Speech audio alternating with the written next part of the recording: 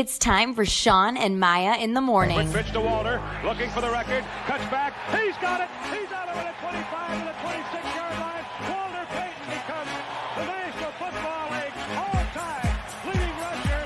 Jordan, open, Chicago with the lead. The Chicago Bulls have won their 6th NBA championship. Chicago has won the Stanley Cup. Palmero over the head of Jenks. Uribe charges, throws, out! And the White Sox have won the World Series. A little bouncer slowly toward Bryant. He will glove it, throw to Rizzo. It's in time, and the Chicago Cubs win the World Series.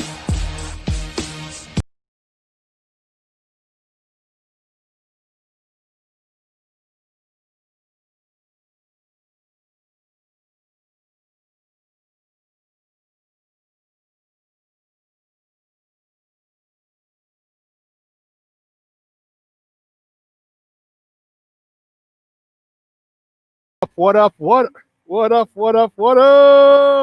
Welcome to Shawn and Maya in the morning on this TGI Mickey Ficky Friday, baby. And you know what? I am not in my bedroom again. I am not. I wish this was the view of my bedroom, but man, we are at the Carriage Greens Country Clubs out here in Darien, Illinois for the Hispanic Business Network annual golf outing. And let me tell you something, it is gorgeous out here. So you might hear some sound, you might hear some music in the background, you might hear some people cutting grass and everything and trimming the bushes. But you know what? We're out here in the Carriage Greens Country Club out in Darien. And, man, it is a great day. It's Friday. It's the weekend, baby. Guess what? The weekend, the weather's going to be nice and warm. We're going to be mid to high 80s today.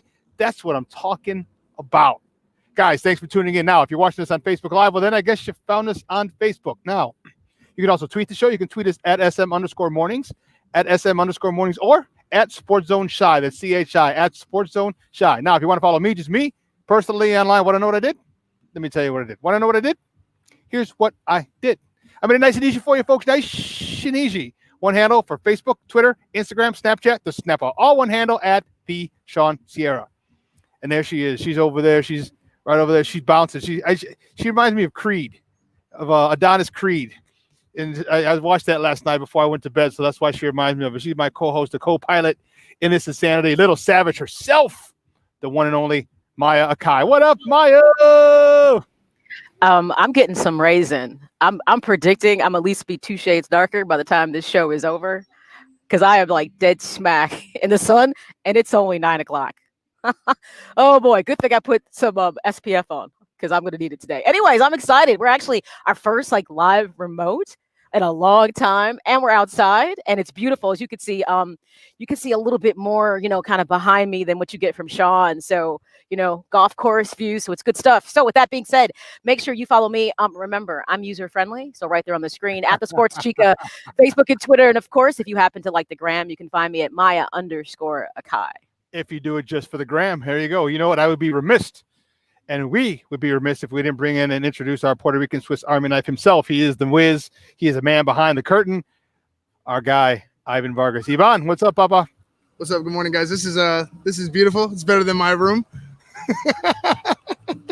Better than being stuffed up in there. But yeah, it's a beautiful day. I'm ready to have some fun.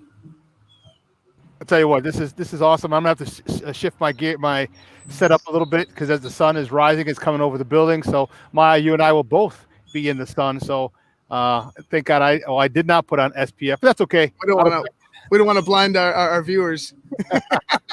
We definitely don't. But I'll tell you what, it's a great event that we're here for, the Hispanic Business Network, and we're gonna have Carmen and Rogelio. Carmen and Roger, those are the two founders of the Hispanic Business Network. We're gonna have them on at 11 o'clock talking about why they started this, how long it's been around, and how long this golf outing has been going on. So we're gonna talk to them at 11 o'clock. So I'm excited, and we want to thank them for having us out here, because it gets us out of our normal places of recording, which is for the house.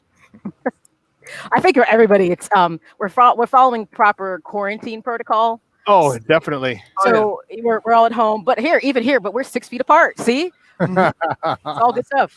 At a distance. Maya, you said that you found a nice Cub shirt. Oh, here he couldn't wait. he couldn't wait to get into this. Yeah. So as you know, we have a bet when John Dietz was on the show on Wednesday, and I said I don't think the Blackhawks are going to pull this off because the Oilers, there's just so many things they do right. Well, it's funny. Every time we make a notation about the Blackhawks, they seem to make the correction. So that's why. I'm gonna give Colleton a little bit of credit for this because what? Because he's got a big challenge and he's beating the challenge. So the bet was that I said the Blackhawks would lose and they said no, they would win. So Shawn has to wear Cubs gear. The series. I'm sorry, the series. So Shawn has to wear Cubs gear and Ivan has to wear White Sox gear if they respectfully lose. And of course, if I lose, then I have to wear Cubs gear. So tonight will be the night that either we're going to a game 5 or I might be rocking some Cub gear. But notice, I said, I'm doing all you Cub fans a flavor, and I said, I'll be rocking. You'll be rocking it? You make that Cub stuff look good. There you go. Make it look all savage. Oh, that's hilarious. You know what? It's so funny because I was talking to John yesterday, and he was saying, he goes, I didn't want to freak you out. He goes, I did say 5-3. He goes, but I didn't want to give you the exact score, 4-3. He goes, it really would have freaked you out. I'm like, thanks, John, because you would have freaked me out if you gave me a 4-3 score for the other day. But listen, we're going to talk a little more about that bet that we have a little later when we do have some Hawks talk coming up at 10 o'clock. But we have a great show for you today, folks. And listen, as I said, we have Carmen Rogelio coming up at 11 o'clock. We got some Cubs and Sox talk at 10. Okay, and we're gonna have some Bears talk at to finish out the show at 11:30 because I'm excited about this season. We're going to talk a lot about the Bears and how this season is going to look, because one of the top of the morning topics that we're going to talk about is how many people have opted out of the NFL, and 2 Chicago Bears have. So the opt-out date was yesterday, so let's get right into it. You know how we do, guys. The first segment of every show is called Top of the Morning to you, and these are the hot topics of the night before, just some sports in general. And boy, oh boy, do we have some doozies. And our Top of the Morning segment is sponsored and powered by the Chicago Crusader. And so, without further ado, he's our guy. He comes on with us all the time from the Chicago Crusader himself, and he's not home. Actually, you know what? We have a much nicer background than he does. You're right. This week we get to rival his, Smoky Mountain scenic views. So yeah. Payback's a son of a gun, huh? How about that? Let's bring in our guy, Joseph Phillips. Joseph, what's up, Baba? How are you? Hey guys, how y'all doing? Good morning. Oh, doing well. We're doing well, man. The sun's coming in my eye. I don't know if I can see you, man. Oh my God, the sun's crazy. Y'all enjoying the greens out there. I see y'all got the shades on. That's how we do. I'm loving it though. I'm loving it, man. I see Maya rocking the Cubby blue, and I see. Hold on, player. The White Sox shades. I love it, man. Okay, I'm gonna let that slide. Anyways, I didn't think about that, but okay. Guess what, guys? Guess who I interviewed yesterday? Who did you interview yesterday? Tom Ricketts. Oh, no way. And Julian Green. So yeah, so I interviewed both of them yesterday. It was really nice. They gave out scholarships to the Chicago Football Classic, 20 students out there. So it was really nice at DuSable Museum. So shout out to Mr. Ricketts of the Cubs and Julian Green. Okay, very nice. Great. Well, that's what we're here. We're here at the Hispanic Business Network annual golf outing, and what they do, this is for the Hispanic Business Network Scholarship Fund. This is for first generation college students. So either dreamers or people. Again, first generation college students. This is what they have this golf outing for, and they do a great job of it. So we're both in dealing with scholarship events. Pretty good stuff. Yes. Well, listen, do you know how we do, guys? The first segment of every show, as I said, is called Top of the Morning to you, and these are the hot topics of the night before, just some sports in general. And boy, oh boy, we have some doozies. The first top of the morning topic: the Cubs lost yesterday to the Kansas City Royals, 13-2. Tyler Chatwood had a rough day, 2 1/3 innings, 11 hits, 8 runs, all earned, 4 Ks on 63 pitches. Whew. But you know what? You can't win them all. You guys were, you have like a 12-game winning streak? You guys were destroying it for a while, and you got to have, you can't win them all, even though there's only 60 games. You're gonna have to lose sometime, and I guess yesterday was the day for the Cubs. Yeah, that's correct. As I was saying earlier in the week, I said that you don't want to get Kansas City going. Once you give a team confidence, even if they're the bottom feeders, they're major league professional baseball teams, and they can beat you. Just like in the NFL, you could be beat on any given Sunday. The same way MLB. If you don't come with your A game, trust me, the opposition is waiting in the cut, to take advantage of that opportunity. And that's what the Royals did. They were very relentless. They were jumping on every one of Tyler Chatwood's pitches, his pitches had no breaks in it. They were just straight down the middle. And when I'm talking about they made him pay in that third inning, it was just relentless. And I felt kind of sorry for him because he was really starting to build his confidence over his first 2 starts. And then yesterday we saw the old Tyler Chatwood return, and it was nothing nice.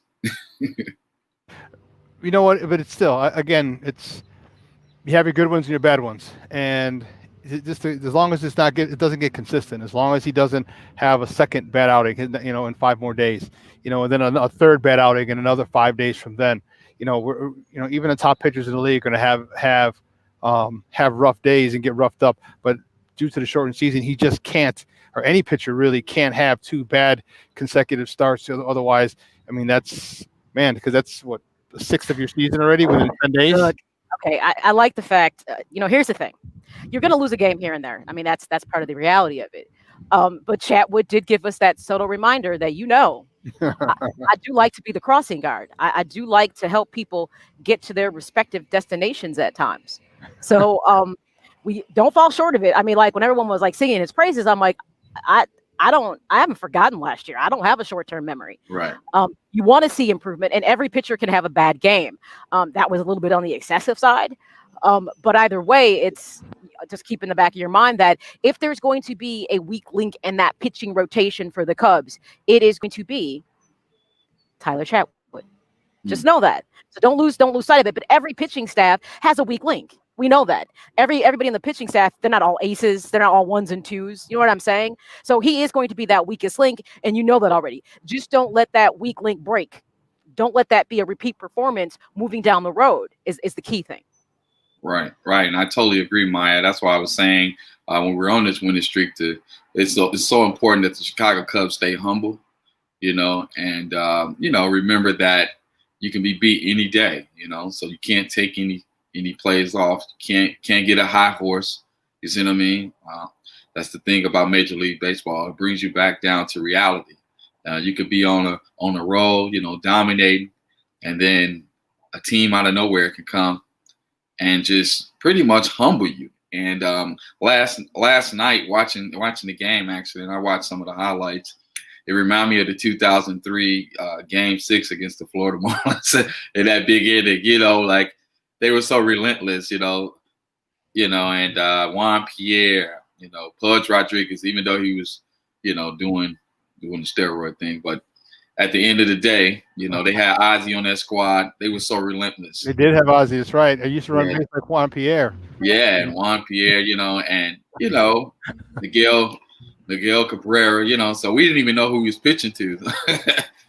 Most of them are going to be future Hall of Famers. What I'm saying is that, I haven't seen anything like that, just a big inning like that, just relentless, like just attacking us where they didn't let up on us. And that just shows you the potency of an American League lineup. Even the worst team can put up big numbers. And Kansas City was definitely overdue to have a moment with the season start. Yeah, you're right. They had gotten swept by the White Sox. There was a struggle in there. So they were due to have a moment where things clicked and came together. And let's be honest, where's the best place to click and have things come together when you're not necessarily up against one of the best pitchers or strongest pitchers, 1 in the league and 2 on a team? So it was just very opportunistic for Kansas City, and they took advantage of it. Right. And they called Chatwood when he was hot, too. I could see he had a 0.71 ERA, but like you said, stats can be overrated, especially if you're not consistent throughout your career. Teams can always go back to the old video and look on what balls to jump on. And hopefully, because I know this is a copycat league, this is not a sign of things to come, So we need him to stay right where he is, continue to pitch consistently, because this is a very short season and we want him to succeed. But like I said, we have to stay humble. I've watched the Cubs collapse, so I'm staying humble. So I want to keep it that way. Well, you know what? Here's the thing: the Cubs have you guys are on a nice little winning streak, okay? And the fact of the matter is, you're going to have a clunker. You're going to have one throughout the, even in the shortened seasons, you're going to have clunkers. And you're on a 6-7 game winning streak, and it was time. It was time. You had a clunker, but the fact of the matter is, and the difference this year, especially this year, is your guy is David Ross. Okay, this is the type of game where he says, "Hey, listen, guys, we sucked. We sucked out the joint today, but you know what? Put it behind us, and we got the rest of the season going. It's a short season." I like his mentality. I like the way he's been managing. I like his demeanor, his philosophy, and his old school style. And this is one of those, you know what, in football, you throw it away, you don't watch the tape, or you watch it once, and then it goes away. Okay, and I think he's going to get them back refocused and have them start another win streak, actually starting tonight. So I'm not worried about it from a professional standpoint anyway, about the Cubs in this game. I think that, we're all going to have them. Every team's going to have them. So yesterday was the Cubs, And Shawn, last question. I said we picked the worst time to lose like that because we got to play against our vaunted rivals, the St. Louis Cardinals, tonight. They're thirsty for a win. They've been off for a while, so they're gonna be coming in. They're gonna be coming at our heads, Yeah, the Cardinals have struggled a little bit starting out the season, not hitting the season on all cylinders like most teams wanted to do in the first place. But you're right. This is the kind of game that will get the Cardinals up. They'll be like, okay, we got to play the Cubs. This is our division rival. This is when they might have a shift and start playing their best baseball. But let's be honest, you'd rather have Chatwood have that implosion against Kansas City than have it against the Cardinals if it's all said and done, if you got to pick your poison on this. But this will be an interesting series because the Cardinals, obviously, with the struggle, obviously, with COVID-19, the issues they had with that, not playing well, they need a game. They might be postponed today just because. Well, yeah, but it's always like you play up to things, and so this might be the game that might kind of decide they're going to play up to their talent that's on that squad for the Cardinals. That's so funny. That's I'm telling you, they might say, hey, you know what, someone coughed wrong in pregame, so guess what, the game's canceled. Because what do they have? 16 people catch COVID-19 on the Cardinals. That's how I'm like, look, man, here's what's going to happen. I'm gonna throw a pitch at Javi Baez, right, a couple times, and it's going to clear out the benches, and then everybody just cough. No! let's just be St. Louis petty. Just cough at him and watch them all run. No, I'm just kidding. Yes. Hey, well, we're gonna have more Cubs and Sox talk at 10:30. But listen, moving on to the next top of the morning topics. The White Sox. Oh, they fall to the Brewers 8-3 yesterday. Gio Gonzalez 4 1/3 innings, 8 hits, 5 runs, 4 of them earned, 3 walks, 3 Ks, 98 pitches. I guess it was it was a nice series. It was 2-2, 2 in Milwaukee, which we took, but then Milwaukee returned the favor and took both of the games at the Sox Park. So they split the 4-game series. I would have liked to have at least taken one at home because we would have taken 3 out of 4. But the Brewers are a good team. And they showed it. And Gio's got to do a much better job of being focused. But unfortunately, the biggest part, and we're going to talk about this a little later again at 10:30. We have a little more Sox and Cubs talk. Eloy Jimenez. Maya, did you see my man fall into the netting? My goodness. You know what? This guy. Ivan had something to say, and I shut him down, but I think it might have been because I was mad, and it might have been true. It was like, he's a worse left fielder than Kyle Schwarber. He is. He definitely is. What's up, Joseph? What's up, baby? Like Shawn and I, like I when I saw it, I was like, man, he went into the netting. I was like, I wonder if he misread it and just went hard into the into the wall, into the netting. This is a clown show. This is a clown show. He first of all, he misread the ball. He went all the way back to the wall. Then he had to take this crazy angle to his right, trying to run it down. And then he not only has time to slow himself down and to prevent himself from going over the wall, he just kind of just clumsy, like, oh, there we go, I'm gone, like I'm done, I'm out. It was a joke. It looked very childish. It looked very childish. Have you not noticed in his personality, he's very silly. Yeah. Every time I look at him, I nicknamed him Scooby-Doo. That's a great Because- nickname. because he legitimately is goofy as all get out. And the thing about it is, he knows he's goofy, and so he laughs at himself. That's why I can't be mad at him, because he laughs at himself. So if he wasn't laughing at himself, I'd be like, okay, you don't know how. I'm not gonna. He's not as bad as Schwarber. He's not, but I'm not feeling like this might be the. I mean, he is where he is right now, but I'm not feeling it. And there was a level of ridiculousness to that play. I was like, why did that happen? What if he gets hurt? What if he gets hurt? That was my other thought. What if you get hurt doing something which may seem like a big play and it may show his athleticism, so to speak? That could be a costly thing that could take him out of the lineup for the Sox. So hence, I need him to rethink some of the things that he's doing. It was like the movie Major League, Willie Mays Hayes. You know how Willie Mays Hayes, like, yeah, you can run like Mays, but you hit like crap. You know? But he can hit like Mays and play like crap in the field. So my whole thing is, you know, he got a little Willie Mays Hayes in him. You know, he got a little showmanship, but also he got a few embarrassing moments to add to that. But he's still a Cubby, you know. He's still, no, he's not. You know, White Sox. What says that he's still a Cubby in our hearts because we drafted him. So I can't talk too bad about him because we did give him to you guys, and he's going to help you guys win the World Series. So I burned that bridge. I hardened my heart. I was like, you know what? I was like, Quintana, Eloy, forget it. I'm done. You know, you actually made a good point. Part of his actual skills deficiency is because it was the Cubs that scouted him. And they did overlook the fact that he might have 2 left feet. So now that you said it, put an asterisk by his name. He was actually scouted by the Chicago Cubs. Hence, if he's not as fluid on his feet as he should be, it's because he's a North Sider just by draft. I like that attribution. I love it. He doesn't have South Side moves. He don't have South Side. He don't have South Side moves. That's big. He can't footwork.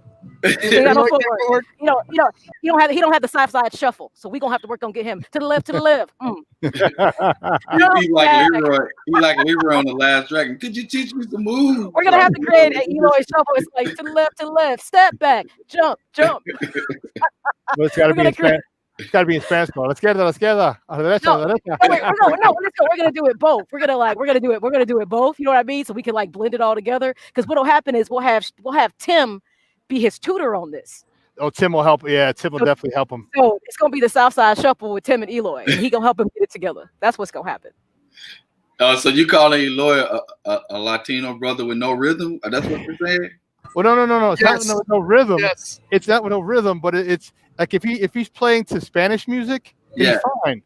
But if he's playing with English music around, then it's a different story. I'm just saying, it's got to be salsa, merengue, bachata, so he can. I don't know. The African juke may not be in him. That's it. You gotta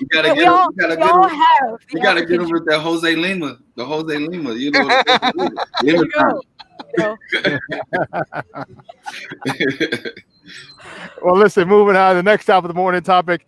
Game 4 for the Blackhawks in the qualifying round of the NHL playoffs tonight.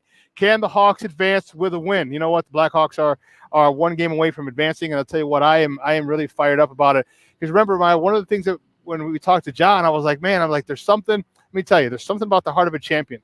At the core of this group has won one, maybe 2, some even 3 Stanley Cups. I'm like, and there's just something about it. Like and they scored late.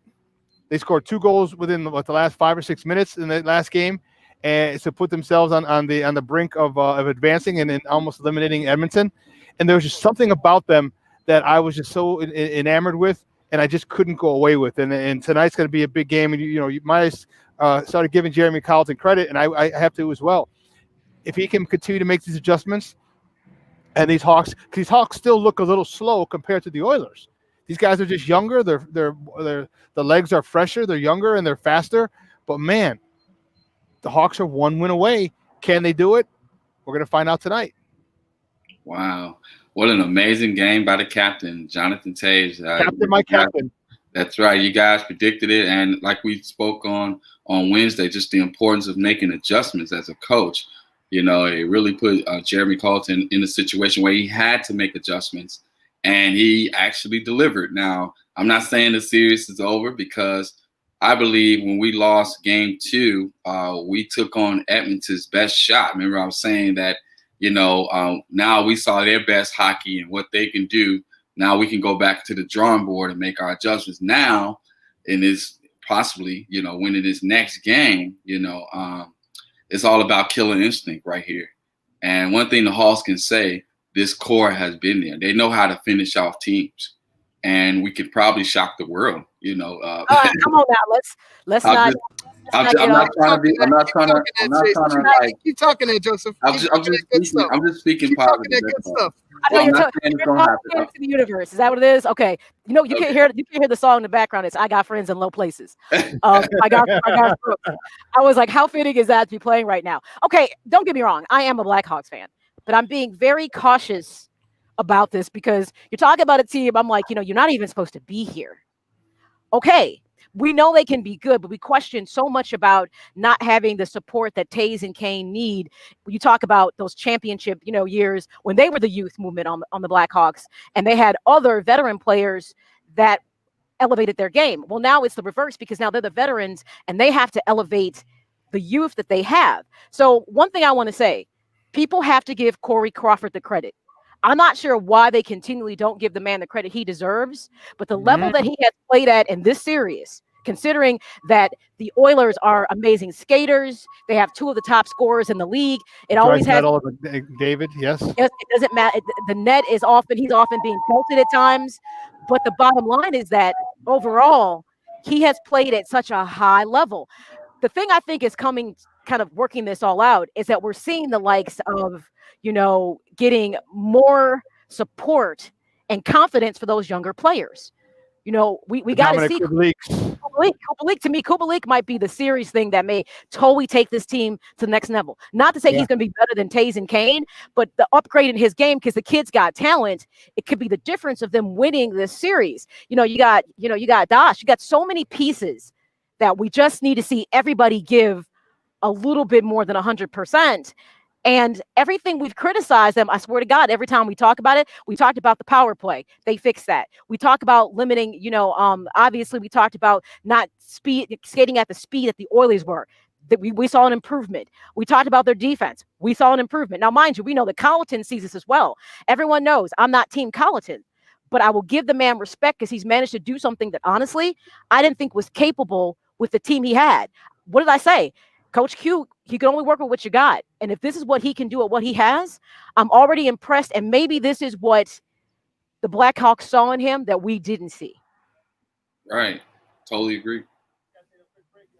Let's say, Shawn. We got a quick break. So on the other side of the break, we got more top of the morning topics. So don't go anywhere, folks. Keep it locked right here. Shawn and Maya in the morning on Sports Zone Chicago.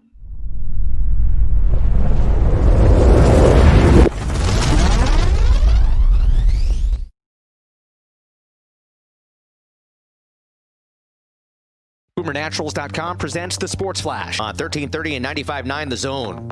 Thursday's game won the Cubs. Would rather forget they got pounded 13-2 at Kansas City. Whit Merrifield, Michael Franco, and Jorge Soler with homers. Tyler Chatwood suffered the loss. Blasted just 2 1/3, giving up 8 earned runs on 11 hits. Brad Keller, 3 hits, 5 innings pitched. No runs allowed, 7 strikeouts, getting the win for the Royals. Tonight, the Cubs visit the Cardinals, a team that's been off for several days due to COVID-19. The White Sox dropped an 8-3 decision at home against Milwaukee. Christian Yelich with an inside-the-park home run, the first of his career. Gio Gonzalez gave up 4 earned runs on 8 hits over 4 1/3. He struck out 3 and walked 3. 5:45 puck drop tonight. Oilers and Blackhawks. Chicago can clinch the series with a win.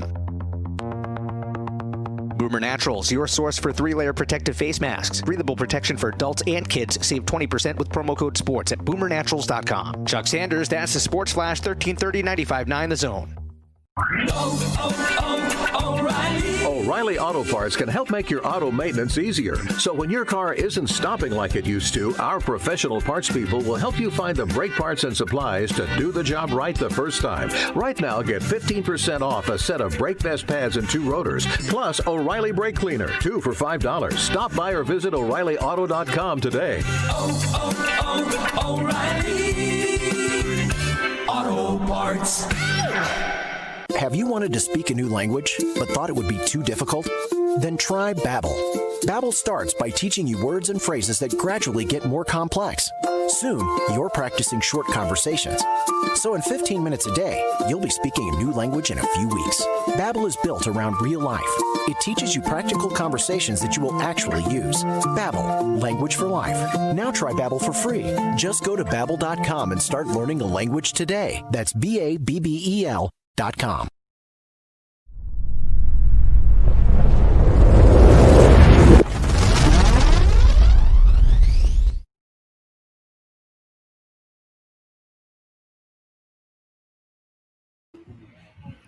Welcome back to Shawn and Maya in the morning on Sports Zone Chicago. I decided to change my setup. I had to watch my setups and change my setups a little bit. So I decided to stand a little bit, and you know what? I'm liking the sun. Maybe. Back. It makes you want to go back to Michigan and hang out on the beach for a little bit. That's love, man. That's love, man. That's You know, times have changed when you hear somebody say go back to Michigan to the beach and not like Miami. That's just the impact that we've had from COVID-19. We'd be like, I want to go back to the beach in Michigan, not the beach in Miami. Really? Yeah. I'd love to go to Miami, but I don't feel like flying and hanging out with those COVID people over there. So no, thank you. How close are you guys together? How many feet are you apart? We're probably more than 12, 20? actually. Yeah. About 15 to 20. Okay, you look like the same scenery. It just looks like y'all. We're sharing like a patio, like a large patio space. Oh wow, that is nice. So we're That's just nice. Yeah. No, Maya's got the thing. She got the shed in the background. I don't have anything. I see cows walking in the back, and I'm probably gonna shift my table again in another break and maybe get the other side of the golf course. So yeah. Get some more of the shade that's over there in the corner. Hey, don't be throwing shade. Just saying. I'm like, Jesus. I'm like, oh, Lord have mercy. Okay.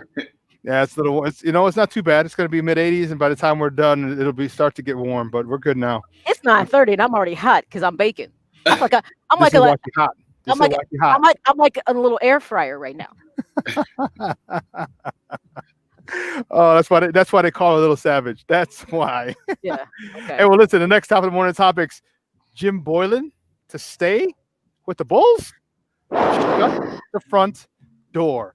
You know what? You're talking about the financial aspect of money, and we know cash rules everything around me. And this is all about money. And right now, the Bulls only have to pay him 1.6, and they may end up keeping him for another year just to offset the cost. Because don't forget, they're not. They didn't play. The rest of their season was canceled. They didn't have an extra bubble, so there's no revenue gain from season ticket holders from tickets. And so on the cheap, to save money, it might be financially beneficial to keep Boylan for another year. Your thoughts, Maya? I mean, that's what I think it totally is. I think it's about the financial situation of they're already playing two other coaches. You know what I mean?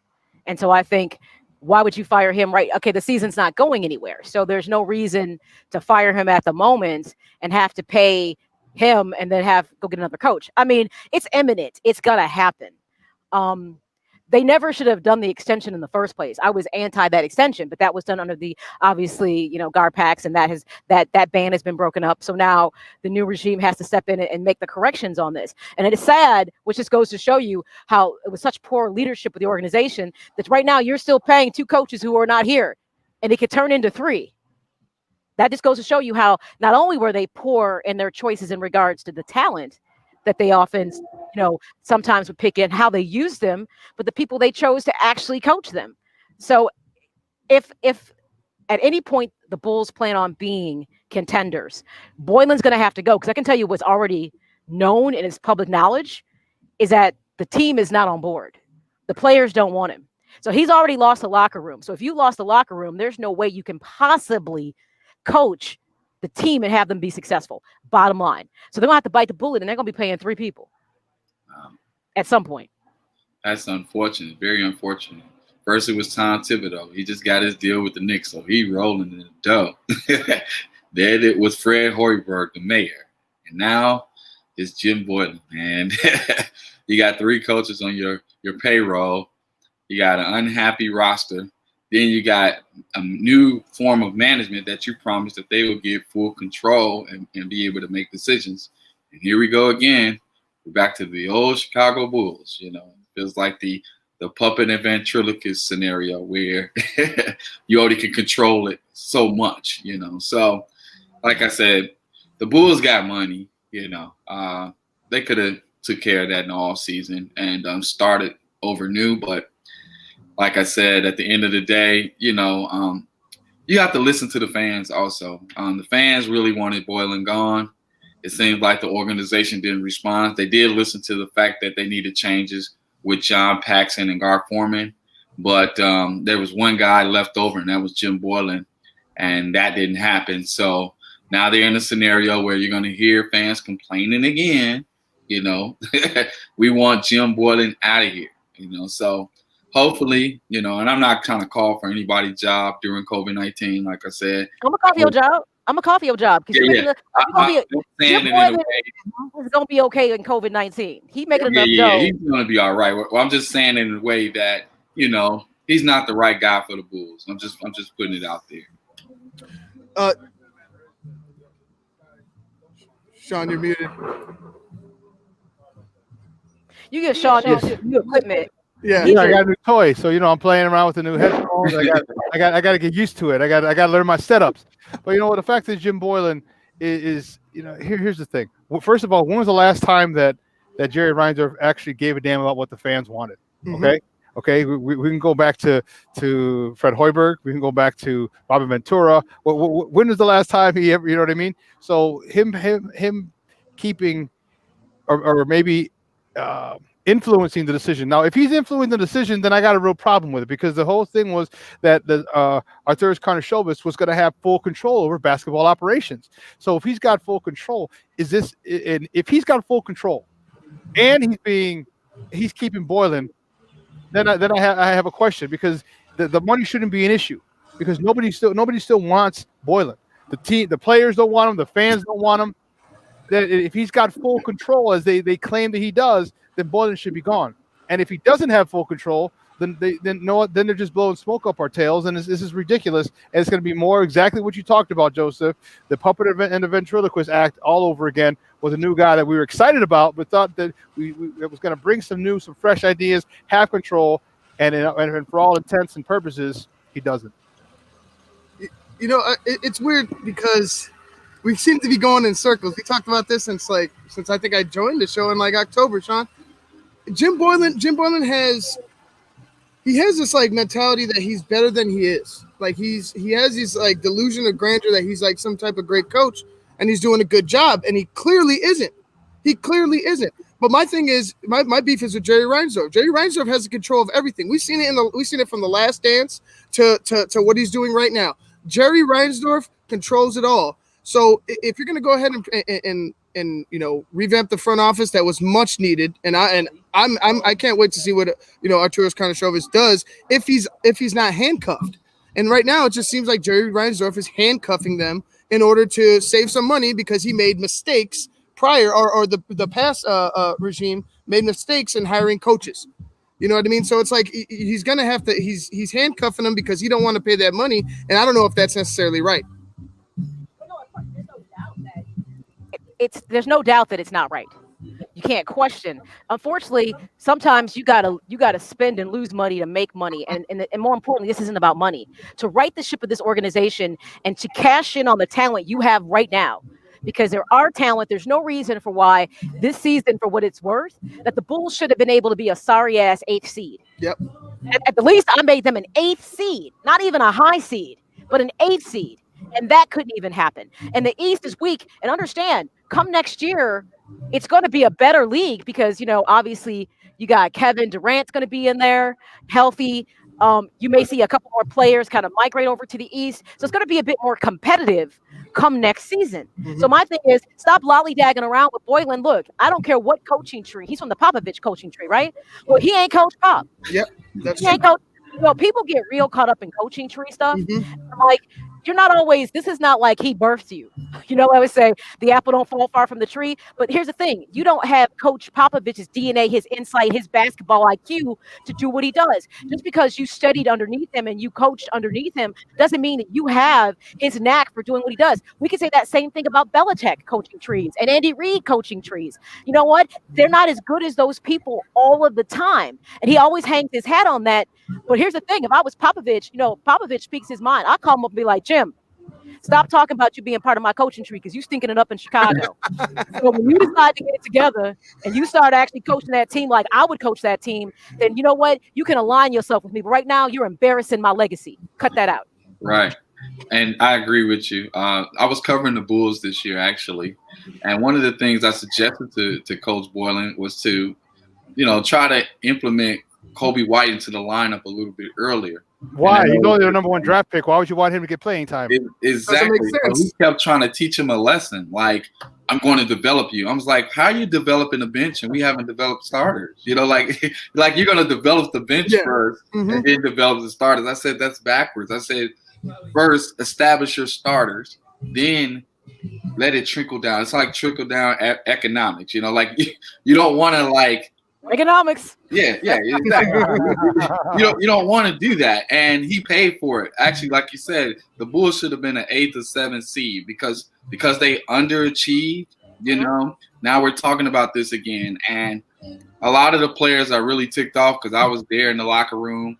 I saw many days with Zach LaVine frustrated. You know, even though some days it was his own fault, but I saw many days he was frustrated. I saw many days where Kobe White didn't get the consistent playing time that he needed to get off. You know, you'll put him in with the second string, and then the second string wasn't strong enough to compete against the other team's second string because the other team's second string could be a starting lineup for our team. So we wasn't learning anything. It was just backwards learning. So hopefully, you know, in his final year in this contract, hopefully that they start preparing for his replacement, you know, and then giving the players more of a say-so versus allowing the coaches to micromanage them in the practices where they run in suicides, you know.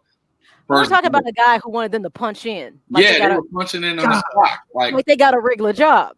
That's what I said. He was micromanaging them. Like he had them punching in on the clock our first day showing up. I can hear through the walls them running suicides, you know, and it was crazy. And the players was like, okay, this reminds me of high school a little bit. This reminds me of college a little bit, you know. So they're not scholarship athletes. They're men. They got a job to do.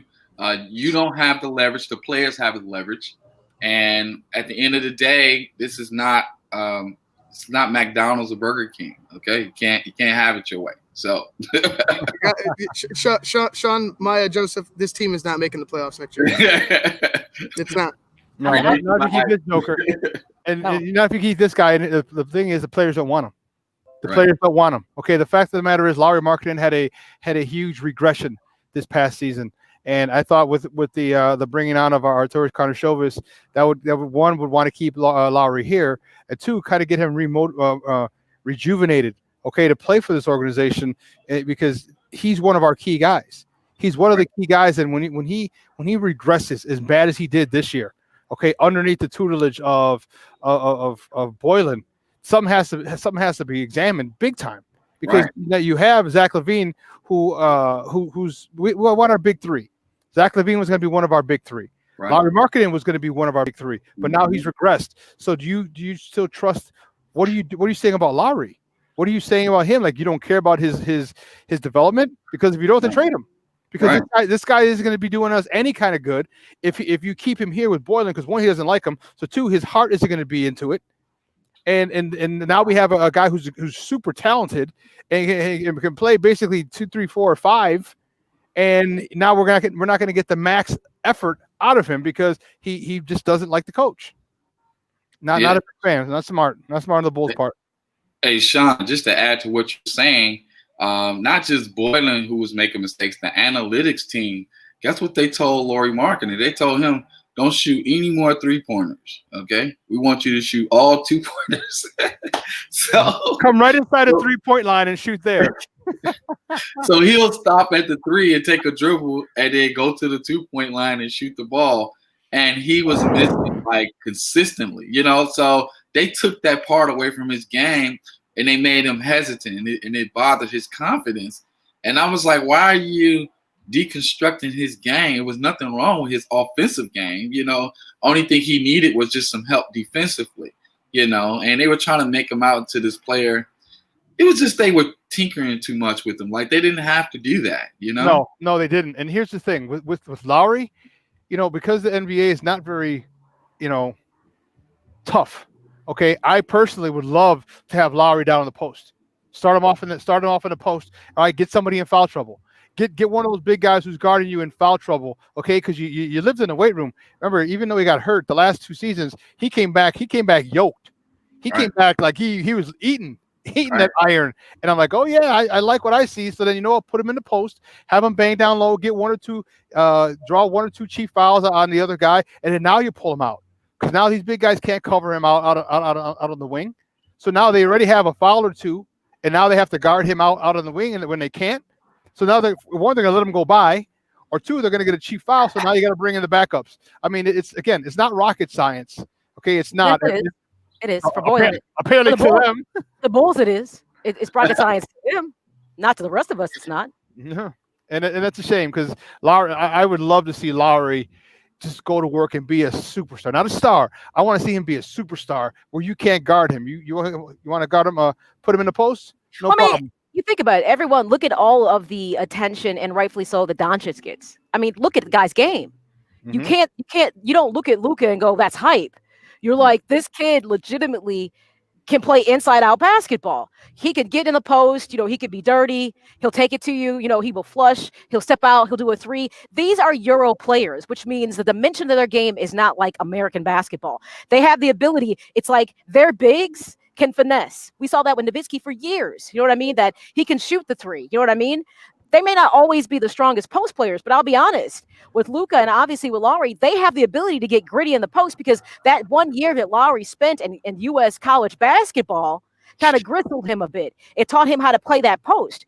But, I get tired of seeing big men at the 3 all the time and out of position. You and me both. It's like the bottom line is use the whole repertoire of what your skill set is. So if he can drop a 3, take it. But at the same time, Lowry liked those opportunities when he was allowed to get in the post.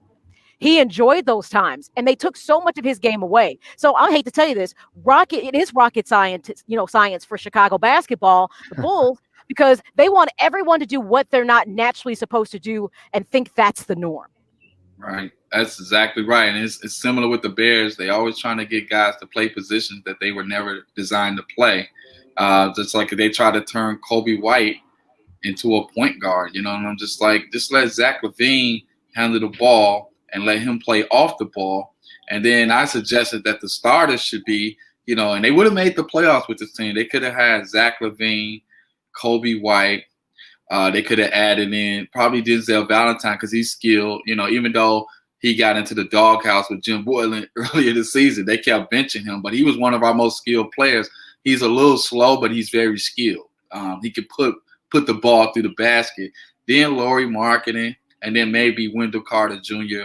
or Thaddeus Young, or even we can add Otto Porter in that 5th spot. Just 5 guys that can score the ball. Now, defensively, we're in a finesse NBA game. You can play in sets to kind of counter how to stop NBA teams offensively. But the Bulls never made those adjustments until the end of the season when they finally started Kobe White. And the only game they started Kobe White, guess what? They won.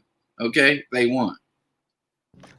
I'm a lot. You know what? Or you don't even need to necessarily have a legit, a specific 1, specific 2. You put Kobe White and Zach LaVine out there together. Right. Now we got 2 guys who can bring the ball up. So it's not. I mean, you got, because these guys are interchangeable, because Kobe White's a scorer, but he also can play point guard. Then have both guys up there, so it's not an issue. So you can run various plays where it doesn't have to be specifically these guys, specific, like he has to carry the ball, he has to bring the ball up, and the ability to be interchangeable is huge for the Bulls, and they don't take advantage of it. And apparently you are right, Maya. it is rocket science to them, because these two guys, it doesn't matter who brings the ball up, because they both have a very similar skill set. Okay, Zach's a little more polished because he's been in the league longer, but Kobe White's going to be able to do the same thing in a couple of years, and it's going to be great to have those two guys, 6'5", 6'6", who just interchangeable, and either one can bring the ball up, so you can't really focus on one because they both have almost identical skill sets. Totally agree. Well, listen, moving on to the next top of the morning topic, the NFL deadline yesterday for the opt-out of players for NFL players passed yesterday, and 66 players have opted out of the NFL season this year. Remember, if you were in a high risk situation, then you would be given a $350,000 stipend taken off your future earnings, and if you just voluntarily opted out, then you received a $150,000 opt-out. So 66 players opted out yesterday by the deadline, and 31 of them were linemen. Are you surprised by this, Maya? 31 linemen. No, because I look at the level of contact that they have in the course of the game. And even though you kept hearing about all of these different, type of technological devices they were trying to integrate into the game, like mask and stuff like this, and for the NBA it was a watch, there's no guarantee any of the things were going to protect them. So for the linemen, I get it, there's a lot of contact. You're face to face with people. The 6 feet is automatically out the window the minute you snap the ball. When you get down the line, your 6 feet has already been taken. You know what I mean? So I get that they understood the risk is there, and because they're looking around the rest of professional sports that are trying to play through this, the MLB, obviously NBA, and NHL, the MLB got it totally wrong, unfortunately, but the NBA, and it seems like NHL so far within the bubble concept, and WNBA it seemed like it's a knack for it. It's working so far. So I can understand those feeling like they are higher risk in regards to players in the game. It's a high-risk game, but their risk increased simply because of their position. So for those people, especially if they're in situations where there's other risks tied to them, like maybe family members or their own situation, that doesn't surprise me that I would hear that group of players be the highest numbers. Wow, that is amazing just to see all these players opting out here. And remember, we talked about it earlier on how players talk to other players from other leagues, And I think, like I said, the NFL is taking their cues from the NBA and the MLB. They just jumping on it a little earlier. And then also, they're in a scenario where they can take the money and run. They'd be like, okay, choose one. Which one would you like to have? Take this $100,000 bonus and stay at home for the rest of the season and avoid COVID-19, or risk your life blocking on the offensive line or defensive line and possibly catching the disease. So, most of these players are trying to make smart decisions for their families. Some of them are newly married. Some of them have new children, newborn babies. So at the end of the day, you're going to possibly see more players opting out following suit after this announcement. The deadline was yesterday, so this is it. So that you can't opt out, so you're in if you haven't opted out. So the Bears only had 2.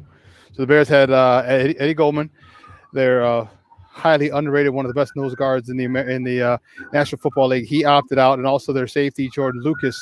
Those were the only 2 Bears to opt out. So the Bears are I wouldn't say good, because you take out Eddie Goldman, and that's a pretty big piece of that front seven.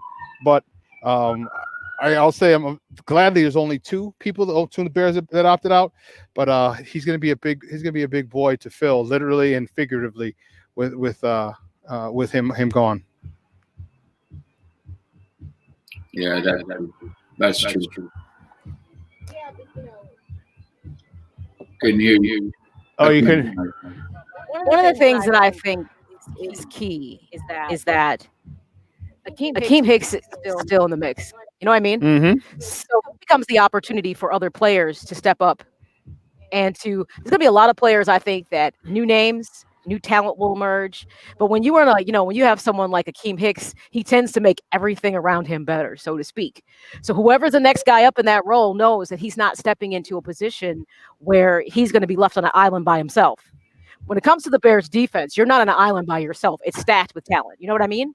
Yeah. So the fact that they didn't lose that many players, I think for them, we shouldn't be rethinking the fact that the Bears season should not be better than expected. They should play at a different level. Yes, the preseason was lost, which means that whole quarterback situation still was under evaluation as it speaks. But we already know that the safety net and the backup is in place. So I say, you know what? Unless there's issues with COVID itself, it should be as much as business as usual as the Bears could anticipate given the situation. Yeah, I totally agree. And I hope that the Bears can take advantage of this situation. You know, we didn't lose half of our team, thank God. We got a balanced attack on the defensive end, and we have a balanced attack on the offensive end. And hopefully we can all come together and possibly, you know, play a season and try to make up for all of these years of not winning the Super Bowl. That would be lovely if we could get to that point.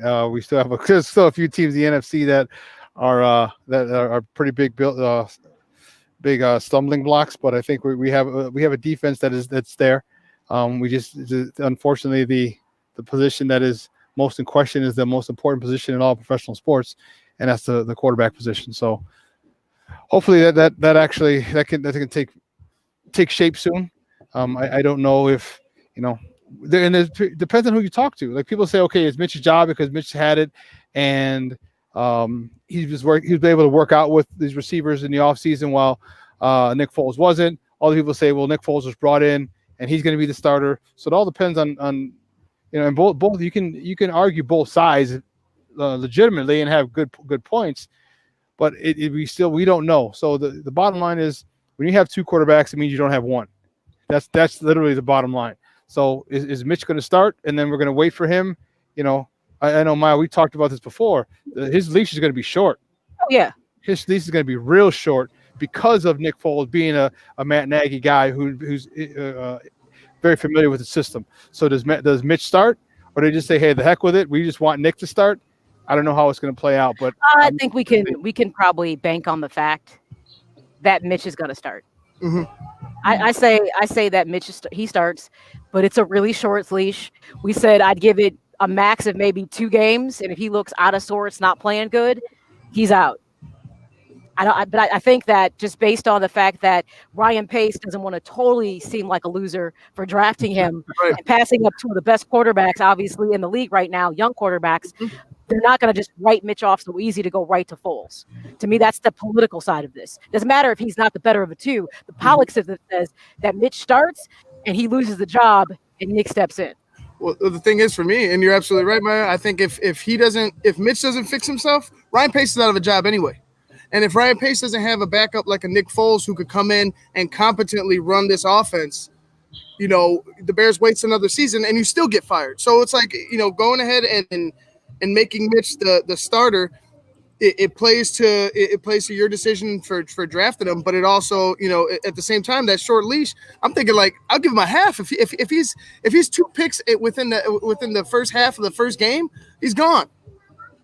Yeah. And Maya, Ivan, and Shawn, my question to you, I'm not necessarily concerned about Nick Foles and Mitch Trubisky. It can be even more of a disaster if the offensive line doesn't come together, you know, because if you don't have anybody blocking for both of the quarterbacks, then this experiment is just a failed experiment. I mean, like, we will never see good quarterback play without protection. But I will say this. If anybody's more equipped to deal with the fact that you don't have a seamless or perfect offensive line, it's going to be Nick Foles. It's not going to be Mitch, and that's going to be the reason that he might lose his job, which will then be, but the O-line wasn't good enough. Well, it wasn't good enough for you, right? But it was good enough for him. Because Nick makes great decisions. He's able to make decisions quickly, which is why he was able to win a Super Bowl. And in their West Coast style offense, you have to be able to make decisions quickly. It's you really don't have the ball more than 3 seconds before the ball is delivered. And if the offensive line is bad, well, you know what? Then you get them in a shotgun, and by 3 seconds, that ball's gone. And Nick has shown, obviously, with his Super Bowl ring, that he has the ability to make those decisions in big games. And Mitch, to this point, has not shown us to make those decisions in any type of game. So, listen, we got to take a quick break. Hey, Joseph, thank you. We appreciate it, Papa. Great. Hey, you have a great weekend. I know you're back home and not in the Smoky Mountains, but enjoy. The weather's going to be nice. And we will talk to you on Monday, all right? God bless you guys. And I wore my golf shirt for you guys, just for the golf tournament. I was just nice. See, I got my golf shirt too. You're rocking. Y'all look nice, man. Y'all look nice. You and Maya. Y'all look really nice today. Oh, go on. No, seriously, go on. Look at Maya saying, God bless you. All right, man. We'll talk to you on Monday, all right? All right, God bless. All right, guys. Like I said, we got to take a quick break, and on the other side of the break, we have more sports conversation. So don't go anywhere, folks. Keep it locked right here. Shawn and Maya in the morning on Sports Zone Chicago.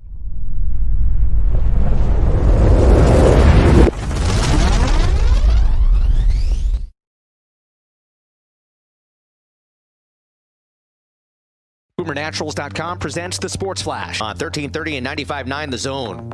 Thursday's game won the Cubs would rather forget. They got pounded 13-2 at Kansas City. Whit Merrifield, Michael Franco, and Jorge Soler with homers. Tyler Chatwood suffered the loss. Blasted just 2 1/3, giving up 8 earned runs on 11 hits. Brad Keller, 3 hits, 5 innings pitched. No runs allowed, 7 strikeouts, getting the win for the Royals. Tonight, the Cubs visit the Cardinals, a team that's been off for several days due to COVID-19. The White Sox dropped an 8-3 decision at home against Milwaukee. Christian Yelich with an inside-the-park home run, the first of his career. Gio Gonzalez gave up 4 earned runs on 8 hits over 4 1/3. He struck out 3 and walked 3. 5:45 puck drop tonight. Oilers and Blackhawks. Chicago can clinch the series with a win.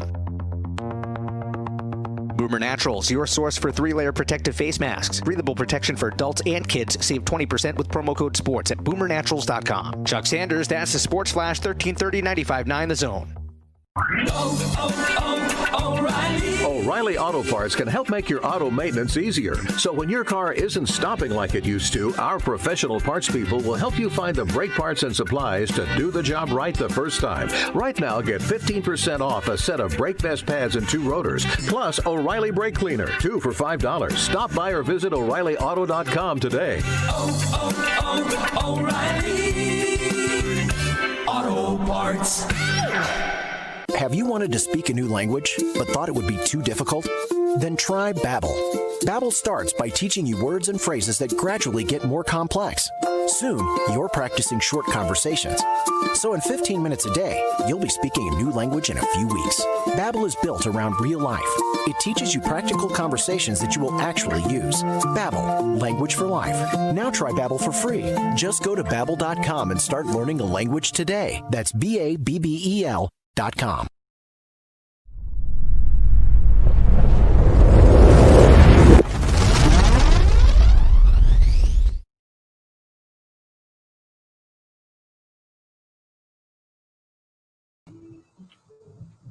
Welcome back to Shawn and Maya in the morning on Sports Zone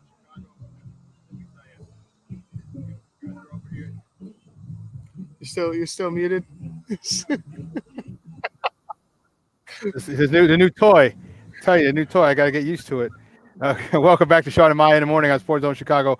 We are out at the beautiful Carriage Green Country Clubs out in Darien, Illinois, right outside Chicago. About a 20-minute trek outside of the city of Chicago in the town of Darien for the Hispanic Business Network annual golf outing.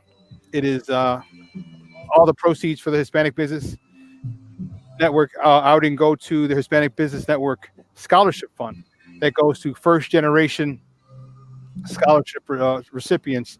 And I just think it's a great cause, and that's one of the reasons that we're involved with them, just helping people out. And we're out here. It is beautiful. You see the background behind me. It's just beautiful, beautiful, beautiful. They got the little pond. They have obviously the greens. You may or may not be able to hear some of the music they got going. They just had the Love Shack going by the B-52s. Classic. But we're going to talk to Carmen and Roger in a little bit. That's going to be at 11 o'clock in the 11 o'clock hour. We're going to talk to them and ask them questions on why they started the HBN, how long it's been around, what got them into scholarships and things of that nature. Just get you some information on the Hispanic Business Network from the people who founded it, Rogelio Lopez and Carmen Jimenez. So that's at 11 o'clock. But for this segment, For this segment, we are going to talk a little Blackhawks hockey. And Ivan brought his sweater with him, which he has taken off because it is a little warm over here. Ivan looks like he's at Wrigley against the Ivy. Ivan wishes he was at Wrigley in the Ivy. I do. I really do. But today's a game. The Hawks really have to. They got to come up big today because you have to understand that you're going to get everything. You're going to get the best shot from Edmonton. Okay, this is the elimination game for Edmonton. You lose, you're out. It's that simple. And so the Hawks have to realize, and I hope Jeremy has done a good job of saying, hey, listen, you are going to get their best shot. Okay, as good a shot as they've received in game 2, and as big a shot as they've received in game 3, because they want to go up 2-1. It's going to be nowhere near the shot that they're going to the intensity that Edmonton's going to play with in this game. Mm-hmm. I mean, nowhere near it. No, nowhere near it. And I think they took their best shot that second game, that game 2. Mm-hmm. Connor McDavid took over. That's what you want to see. You want to see your superstars take over when you need them to. But it's just, to me, that good shot, that was it. I think that was it. I honestly believe that was it, because you went ahead. You got pretty much punched in the mouth from the start of that second game.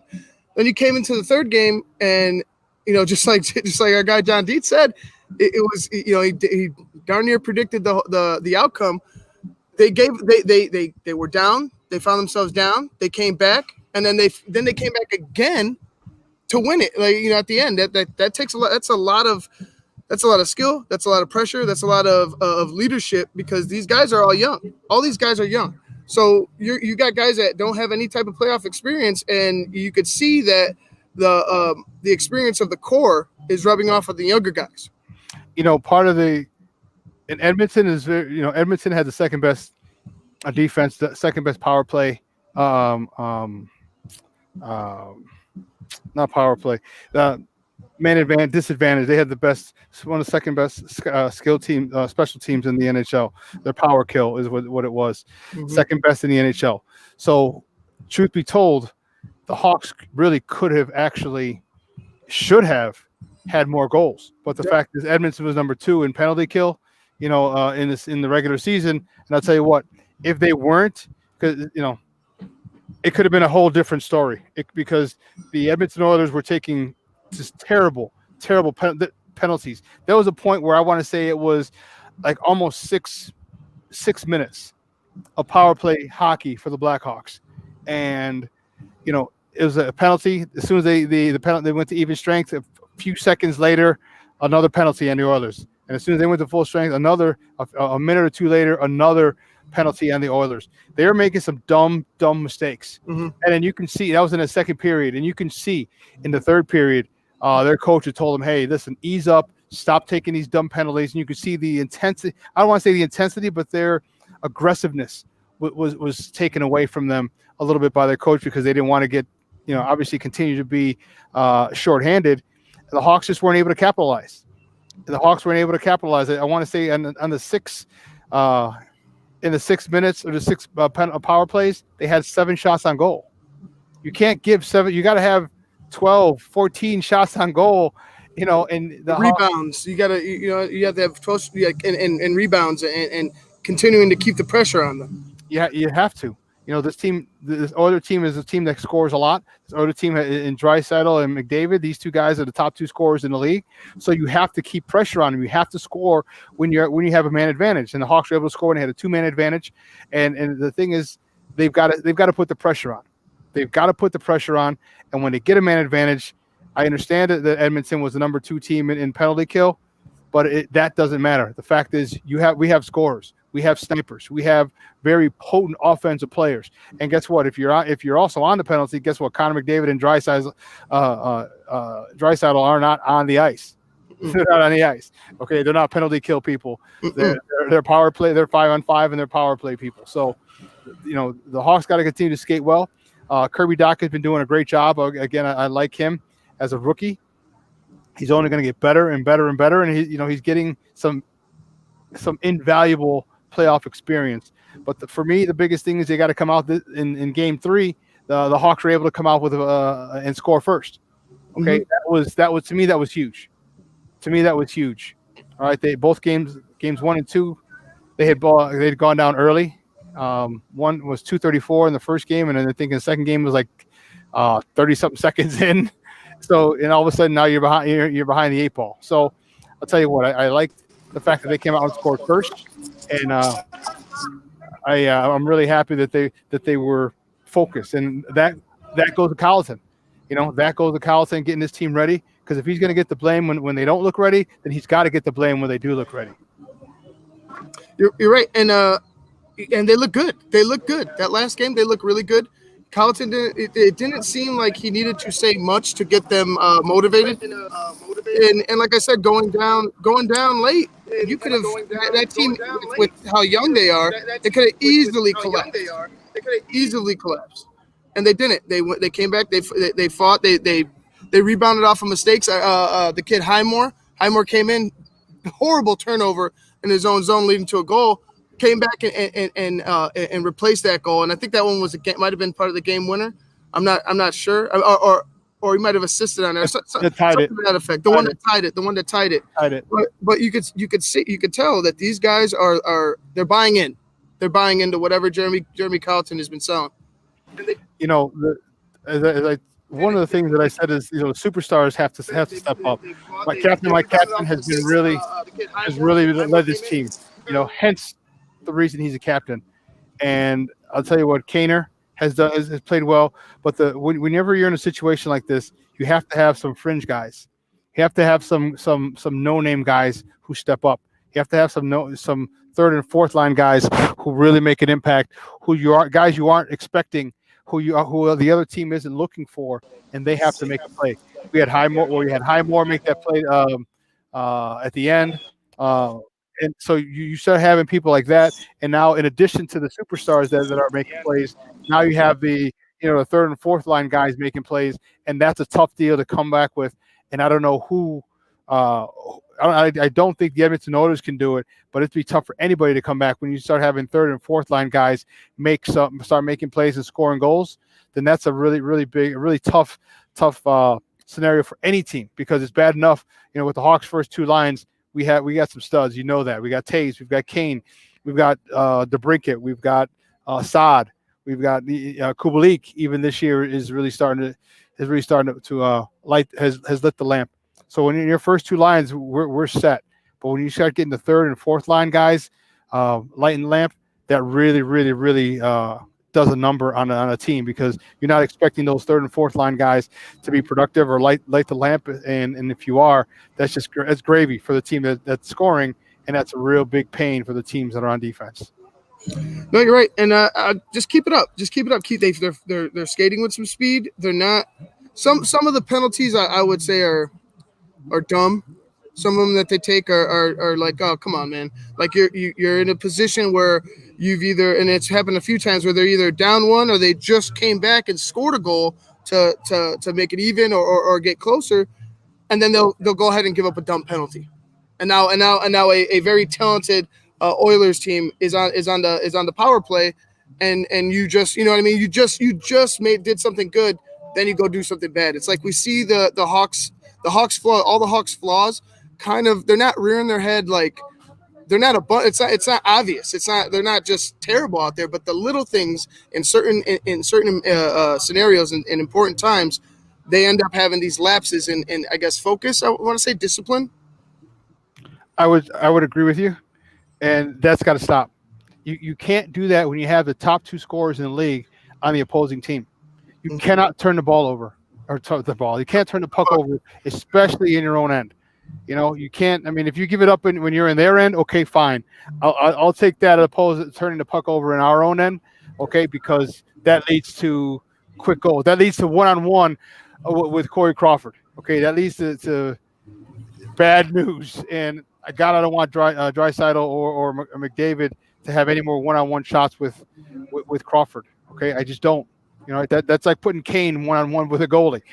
Mm-hmm. Chances are goalies, I say 85 to 90% of the time, they're not going to be able to stop, a Kaner, and same thing with a McDavid or Draisaitl. It just can't do it.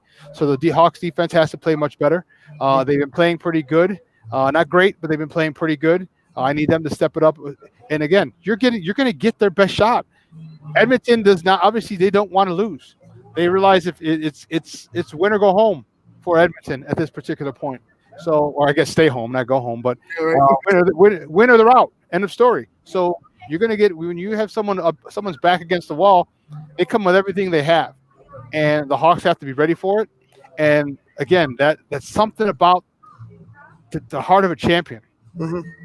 You know what? The Hawks aren't as fast as the Oilers. And Oilers seem to be getting all the loose pucks. They seem to be getting a lot. But you know what? When it comes down to it, you saw how the final goal came up. Who was on the draw? It was the captain. Captain won the draw, won the faceoff. He knocked the puck back. As soon as he knocked the puck back, what did he do? He went to the side of the net, and that's where things happened. It was deflected. It was off the stick of one of the Oilers, and it went off Kaner's knee into the back of the back of the goal. And I'll tell you what, and how did it start? It started because Taze won the faceoff. Okay, that's why he's one of the best, and they just need it. They need to continue this intensity that they have. They don't. The one thing I love that you expect, they don't get rattled. No, they don't get rattled. All right, you win 3 Stanley Cups in 10 years, you're not going to get rattled. This is a qualifying round. Qualifying round does not rattle these guys, and you do. So even if and when they're down, I'm not concerned about it, and neither are the Hawks. And I'm saying they don't care, but they're not defeated if they're down a goal or 2, or even 3, because they realize that they have the firepower to get back. Now, again, with the power play, they have to cash in on these more. They got to cash in on these power plays more, because if you don't, what you want to do is you want to get as much of a cushion as you can. When you have McDavid and Draisaitl on the other side, on the opposing team, those guys can light the lamp as well as anybody, better than anybody in the league this year. So you need to make sure that you give yourself as much cushion as you can and take advantage of all the times that Edmonton makes some plays. They're very aggressive. And have taken a lot of penalties, a lot of silly penalties. So one of the questions is Edmonton going to be as aggressive? Okay, because so if they are, which I think they will be, Ivan, because it's an elimination game. So if they're that aggressive, they may continue to draw bad penalties, and if they do, the Hawks got to take advantage, because if they don't, that aggressiveness of the Oilers with the lack of power play potency from the Blackhawks could end up being their undoing. Yeah, and you know what? That you spoke of that qualifying round. I think this fits perfect for the Hawks, because you get like I said, you have a bunch of guys that have no playoff experience, 0, and all of a sudden they're thrown into. They weren't even supposed to be in the playoffs. Now all of a sudden they're thrown into a situation where they have an opportunity to create their own destiny, to set their own destiny, and in order to see them succeed, they're going to have to get that playoff experience. And right now, it's a perfect time. They're playing like they want to get to the playoffs. They're playing like they think that they deserve a shot. And we thought, before the season got shut down because of COVID, the Hawks are like we said, you saw their flaws, but you've seen the potential. And right now in this series, Jeremy Colleton has them doing the things necessary in order to win the series, game by game. I think he's doing what he's doing what's necessary in order to put them in a position to win. And like I said, I think they're fully bought in. I think they're fully bought in, and I think they're ready. I think they're ready to not shock the world. All right, I think they're ready to shock the world, because most people didn't think that they were. First of all, they didn't deserve to be here, and I agree with that sentiment that they didn't deserve to be here. But because the playoffs were expanded, they did get in. Okay, I think it was just a rejuvenation for the Blackhawks, and they are happy as a pig in slop. And guess what? They're taking advantage of it. So now one more game. Captain, Jonathan Toews has in the last year or two has done a phenomenal job of leading this team. Okay, he's done a phenomenal job of earning that C on his sweater, because the things that Jonathan Toews has done the last 2 years, and especially this year and in this qualifying round, he's taken his team. And I don't want to say he put this team on his back, but he's been one of the biggest driving forces as to why this Hawks team is on the brink of advancing with a 2-1 lead as of tonight. Jonathan Taze has been everything. He's been the epitome of what you want in a captain, what you want in a leader, and I'm excited that he's got one more shot to get it done and have the Hawks and get him out of the qualifying round into the playoffs. Because again, that's exactly what a leader does. And the thing about it, if you watch him, he's gotten a little grittier. He's gotten in people's faces. He's gotten a little nastier. He did that. He did that last game with James Neal. Him and James Neal had a conversation on the ice, and I thought it was going to get a little chippier. But you're absolutely right. He sets the tone. He always has. That's why he has a C on his chest. He's supposed to set the tone. He's a 3-time Stanley Cup champion. You're going to tell me that Jonathan Taze isn't the vocal leader in that locker room right now? I think him. I think Duncan Keith. I think Patrick Kane. I think Brandon Saad. All the guys that have been here and won cups and have gone through the wars. That the Stanley Cup playoffs are. He's the guy that's driving it right now. I could see the same thing you're saying, right? Myself, he's the guy that's driving it, and all the rest, all the younger guys are following suit. You got to unmute, Shawn. When you have leadership like that, okay, everything falls in line, and the younger guys fall in line, they fall in order, and there's a reason. Remember, Jonathan Taze was one of the youngest captains in the history in the NHL at that particular time. I think it was the second season that he got to see on his sweater. So he was 19, maybe 20 when he got to see on his sweater. And I'll tell you what, and it was never going anywhere. Once it was there, he understands the ramifications of having that C on your sweater, and he's lived up to it. He respects it, and you saw it last game. You've seen it this qualifying round. That he embraces being a captain. He embraces being the leader of this team, and he embraces making such an impact. And I'm fired up to see about the game tonight, because if he can do it one more time today, and I think there's other guys like I want Kaner to score. I need Kaner to score another goal or two, or I need Saad to score another goal or two. I need Kubalik to score another goal or two. Okay, tonight, just so we advance. But I want a lot more even scoring. I don't want it just to be Kane giving 2 goals. Okay, someone else getting 2 goals. Don't get me wrong, I'll take it. But what I'm saying is I want it to be from a lot of other different people, right? So the more evenly spread out it is, the more difficult it is to stop this Hawks team. And I already mentioned all the studs and the people who can light the lamp on a consistent basis on this Hawks. I said Kane. I said Taze. I said Saad. I said DeBrincat. I said Kubalik. Okay, that's 5 guys right there who can light the lamp. And if those guys are getting good shots, it's tough to isolate one, or tough to make sure to take one guy out, because then the other 3 or 4 are ready to pick up the slack. So today's game is going to be big. It's going to be really big. And today I think I want to say Kubalik and Kane are going to be my 2 pick to click, to borrow a White Sox term. But I think those 2 guys are the ones, in addition to the captain. But I do think that Kubalik and or Kane are going to have a game, maybe each score a goal or get a couple of assists on some goals, because I think Kane wants to be the center of it. He wants to be the man, and he has been the man. League MVP, 3-time Stanley Cup champion. But I think he wants to be more involved and be a bigger factor in this qualifying round. And I think today's the day that Patrick Kane steps up and gets a goal. I want to say 1-on-1. He gets a goal and an assist tonight. Yeah, you know what? I'm going to go with Kane. I'm going to go with Kane because he's been quiet. He's been deadly silent. And we've seen a Connor McDavid go off. We've seen a Draisaitl have a game. I think tonight's Kaner's night. I think Kaner gets a goal and maybe an assist. You think so, huh? Yeah. That's nice. The one thing that I'm still concerned about, or not concerned, that I want to see Corey Crawford. I want to see I love seeing when Corey Crawford is standing on his head. I love when we know that it's going to be a wall behind the defense, and we need it. Okay, because Corey Crawford we talked about many a times in the last couple of years why this guy doesn't get the respect that he deserves. All right, you got 2 Stanley Cup trophies in your back pocket.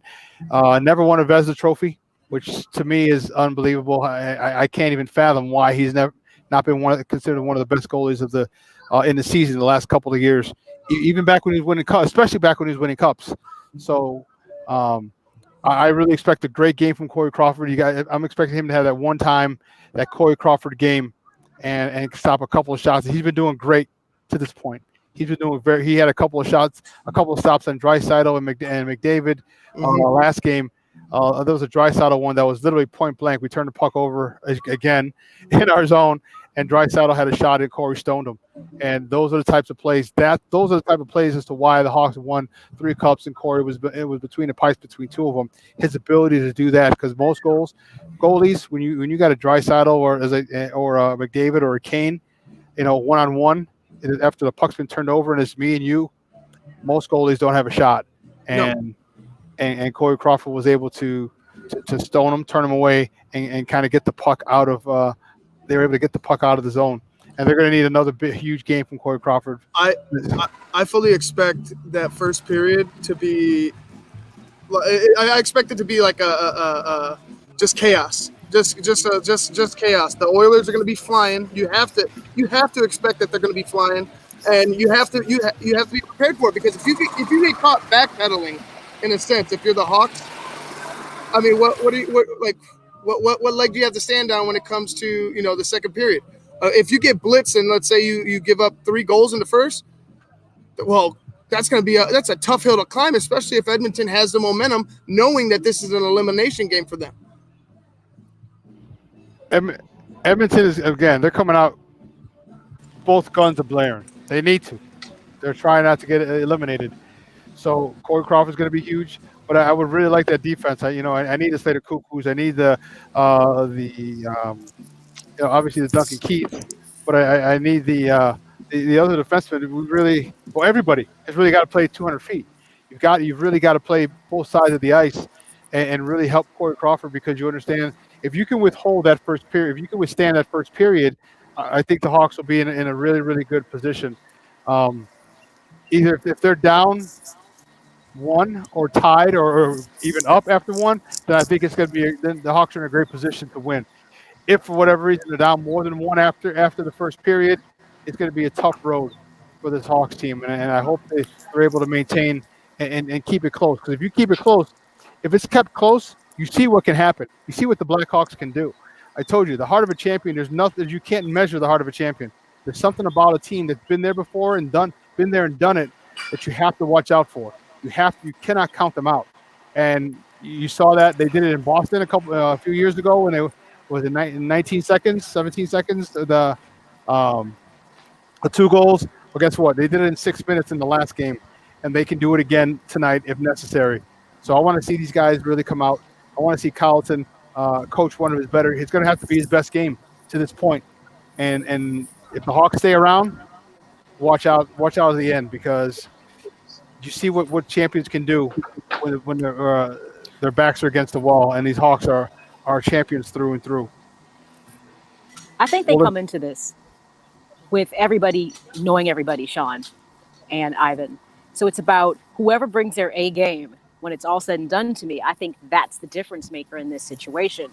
Even if Carlton, let's say he doesn't win this game, he's gained my respect and he has my attention, that he's probably more competent than I was willing to give him credit for before, considering to do this with this particular team.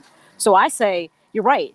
They both are thinking, got to come out the gates, got to score first, got to do this. They've all seen their glaring deficiencies. The question is, who's going to play their best game, and that's who wins.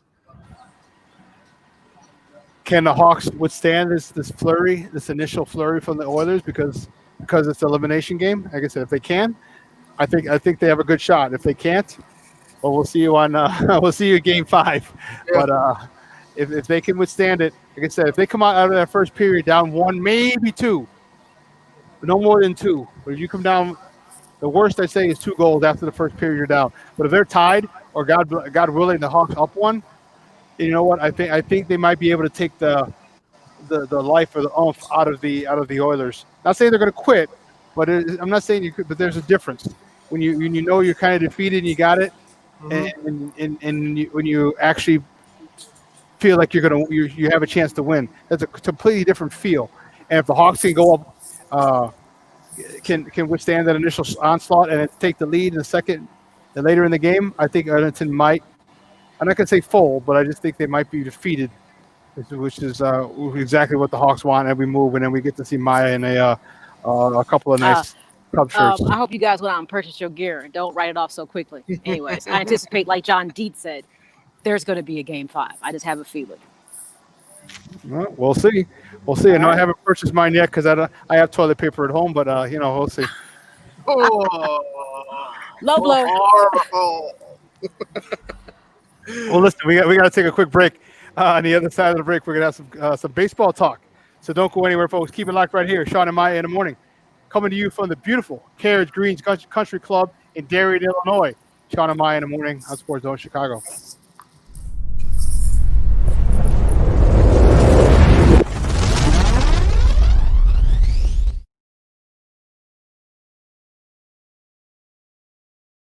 BoomerNaturals.com presents the Sports Flash on 1330 and 95.9 The Zone. Thursday's game one, the Cubs would rather forget. They got pounded 13-2 at Kansas City. Whit Merrifield, Michael Franco, and Jorge Soler with homers. Tyler Chatwood suffered the loss. Lasted just 2 1/3, giving up 8 earned runs on 11 hits. Brad Keller, 3 hits, 5 innings pitched. No runs allowed, 7 strikeouts, getting the win for the Royals. Tonight, the Cubs visit the Cardinals, a team that's been off for several days due to COVID-19. The White Sox dropped an 8-3 decision at home against Milwaukee. Christian Yelich with an inside-the-park home run, the first of his career. Gio Gonzalez gave up 4 earned runs on 8 hits over 4 1/3. He struck out 3 and walked 3. 5:45 puck drop tonight. Oilers and Blackhawks. Chicago can clinch the series with a win. Boomer Naturals, your source for 3-layer protective face masks. Breathable protection for adults and kids. Save 20% with promo code SPORTS at BoomerNaturals.com. Chuck Sanders, that's the Sports Flash, 1330 95.9 The Zone. O'Reilly Auto Parts can help make your auto maintenance easier. So when your car isn't stopping like it used to, our professional parts people will help you find the brake parts and supplies to do the job right the first time. Right now, get 15% off a set of brake vest pads and 2 rotors, plus O'Reilly Brake Cleaner, 2 for $5. Stop by or visit O'ReillyAuto.com today. O'Reilly Auto Parts. Have you wanted to speak a new language, but thought it would be too difficult? Then try Babbel. Babbel starts by teaching you words and phrases that gradually get more complex. Soon, you're practicing short conversations. So in 15 minutes a day, you'll be speaking a new language in a few weeks. Babbel is built around real life. It teaches you practical conversations that you will actually use. Babbel, language for life. Now try Babbel for free. Just go to Babbel.com and start learning a language today. That's BABBEL.com.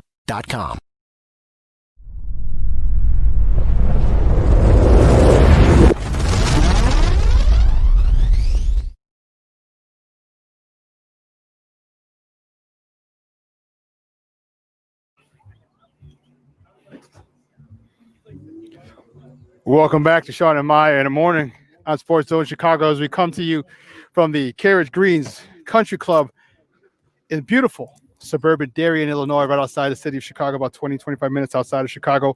And we're here for the Hispanic Business Network Scholarship Fund, actually the annual golf outing, and all the proceeds go to the Hispanic Business Network Scholarship Fund, and that's for first-generation college students. I'll tell you what, the place is beautiful here. We get these back on, you see. Whew. Okay, much better. I got my shades on, my Tom Cruise in Risky Business shades back on. Listen, if you don't know about Tom Cruise and Risky Business, then I don't know if I can't rock with you then. Sorry. Well, we just got done talking a little Blackhawks hockey as the Blackhawks play tonight, Game 4 of the qualifying round to the NHL playoffs, and it's elimination game. The Blackhawks are up 2-1. It's the best of 5. It's elimination game for the Edmonton Oilers. They're on the brink of being bounced from the playoffs, and I'll tell you what, the Hawks are in a really good position, and we just got done talking about that and what they need to do to advance. They're going to take the Oilers' best shot. They're going to take when you're dealing with a team that's got the top 2 scorers in the league, they're explosive, and so the Hawks are going to have to do that, and we're going to see how they can maintain that. But this segment, we're going to switch gears a little bit. We're going to talk a little baseball. The Cubs yesterday, they got blown out by the Kansas City Royals. Wow, that was not pretty. They got blown out by the Kansas City Royals 13-2. But I'll tell you what, it happens. It even in a shortened season like we have here now, it happens. You've got to put it behind you. Which I think they will. I think David Ross is the perfect guy for this team, especially this season. I think they'll be able to put it behind them and go back to work today. The Cubs are playing the Cardinals, and they're back. You know, this is a big series. They're at St. Louis for the weekend, and I'll tell you what. Granted, the Cardinals are not where they're in third place in the division. The Cardinals are, first of all, I don't know about the COVIDness. The Cardinals had about 16 players come down with COVID. They've only played 5 games. Their games have been postponed. So it's been a situation with the Cardinals where, I don't know how they're going to play. No one knows how they're going to play because they've been off until, for a lot more than other teams. So are they rusty? Are they not in sync? Are they not sharp? Because if all those things are true, then guess what? Then the Cubs have a much better shot because the Cardinals are a team that, one of the top teams in the NL Central. But along with the Brewers, who had some guys, Lorenzo Cain and some other guys opt out, not as strong as they've been in the past. So the Cubs today, they have this is a rivalry that's gone on for years.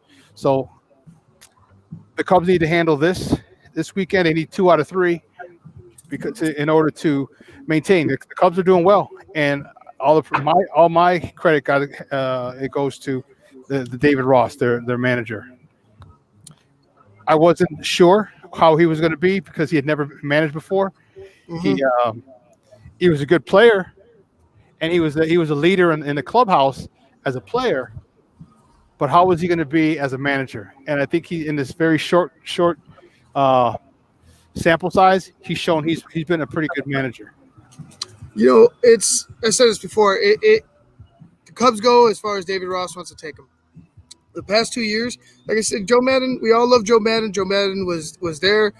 He was there to take the brunt of the curse, right? 108 years, all the expectations, all the pressures. Joe Maddon was there to take on that so the team wouldn't be distracted. Fast forward, 2 years after that World Series title, this team was in shape. This team was struggling to find an identity. They weren't that team we saw in 16 and 15. They weren't hitting the ball like that. They weren't pitching like that. It was kind of, in my opinion, it were 2 lost seasons. Granted, we got to the NLCS in 17 right after 16, but even then you didn't feel like a shot. And then you get to 18, 19, it's like, oh man, what is this team? Like, who is this team? Are we gonna have another 108-year drought? I know you'd like that, Shawn. But yes, I would, Doctor. Yes, I would. You know what I'm saying? But was that going to happen? Is this going to be where this Cubs team is left off? A World Series title and then, back to irrelevance? I didn't want to see that. But with David Ross has brought them back to focus. He's holding them accountable, which is causing these players, in my opinion, from me looking on the outside looking in, it looks like they're more focused, they're more determined, they have a chip on their shoulder, and like I said, they're holding themselves accountable for getting themselves prepared to win. We've talked about David Ross before. We talked about I liked what he brought back, and that's the fundamentals. Mm-hmm. Okay. The fact of the matter is that these guys, you're taking batting practice every day. Toward the end of the Joe Madden era, it was optional at times. You're taking fielding practice every day. All the things that you've done to get you to this point, you're doing to maintain and keep you at this point. So for me, I like David Ross and what he's done. I love his philosophy, and these guys, and he is that mean son of a gun, and he's not going to let these guys slack off because. One, it's his job as a manager, but 2, it's his respect for the game of baseball. You have to continue to do the small things that got you to this point, and with his encouragement, or his demanding style. Either way, if these players are focused, and what is evident here in the beginning of the season that the Cubs have started off in first place with a 10-3 record now. Yeah, 10-3 now. 10-3. Okay, is again the fundamentals. Okay, when you guys won it back in 2016, you were the best defensive team in the National League, if not baseball. Okay, then all of a sudden there are a lot of errors, a lot of unforced errors, a lot of simple errors, like a lot like Tim Anderson likes to make. There was just a lot of bad baseball defensively, and that's from fundamentals. That's from not wanting to take fielding practice, not because I'm tired. I'm just, he's not. If anything that they didn't want to. They were told pretty much go at your own pace. Like do whatever you want. You can't just. If all right, I'll compare it to this. If you were at a kids party, would you let all those kids just run amok? No, you couldn't. No, that's what Joe did.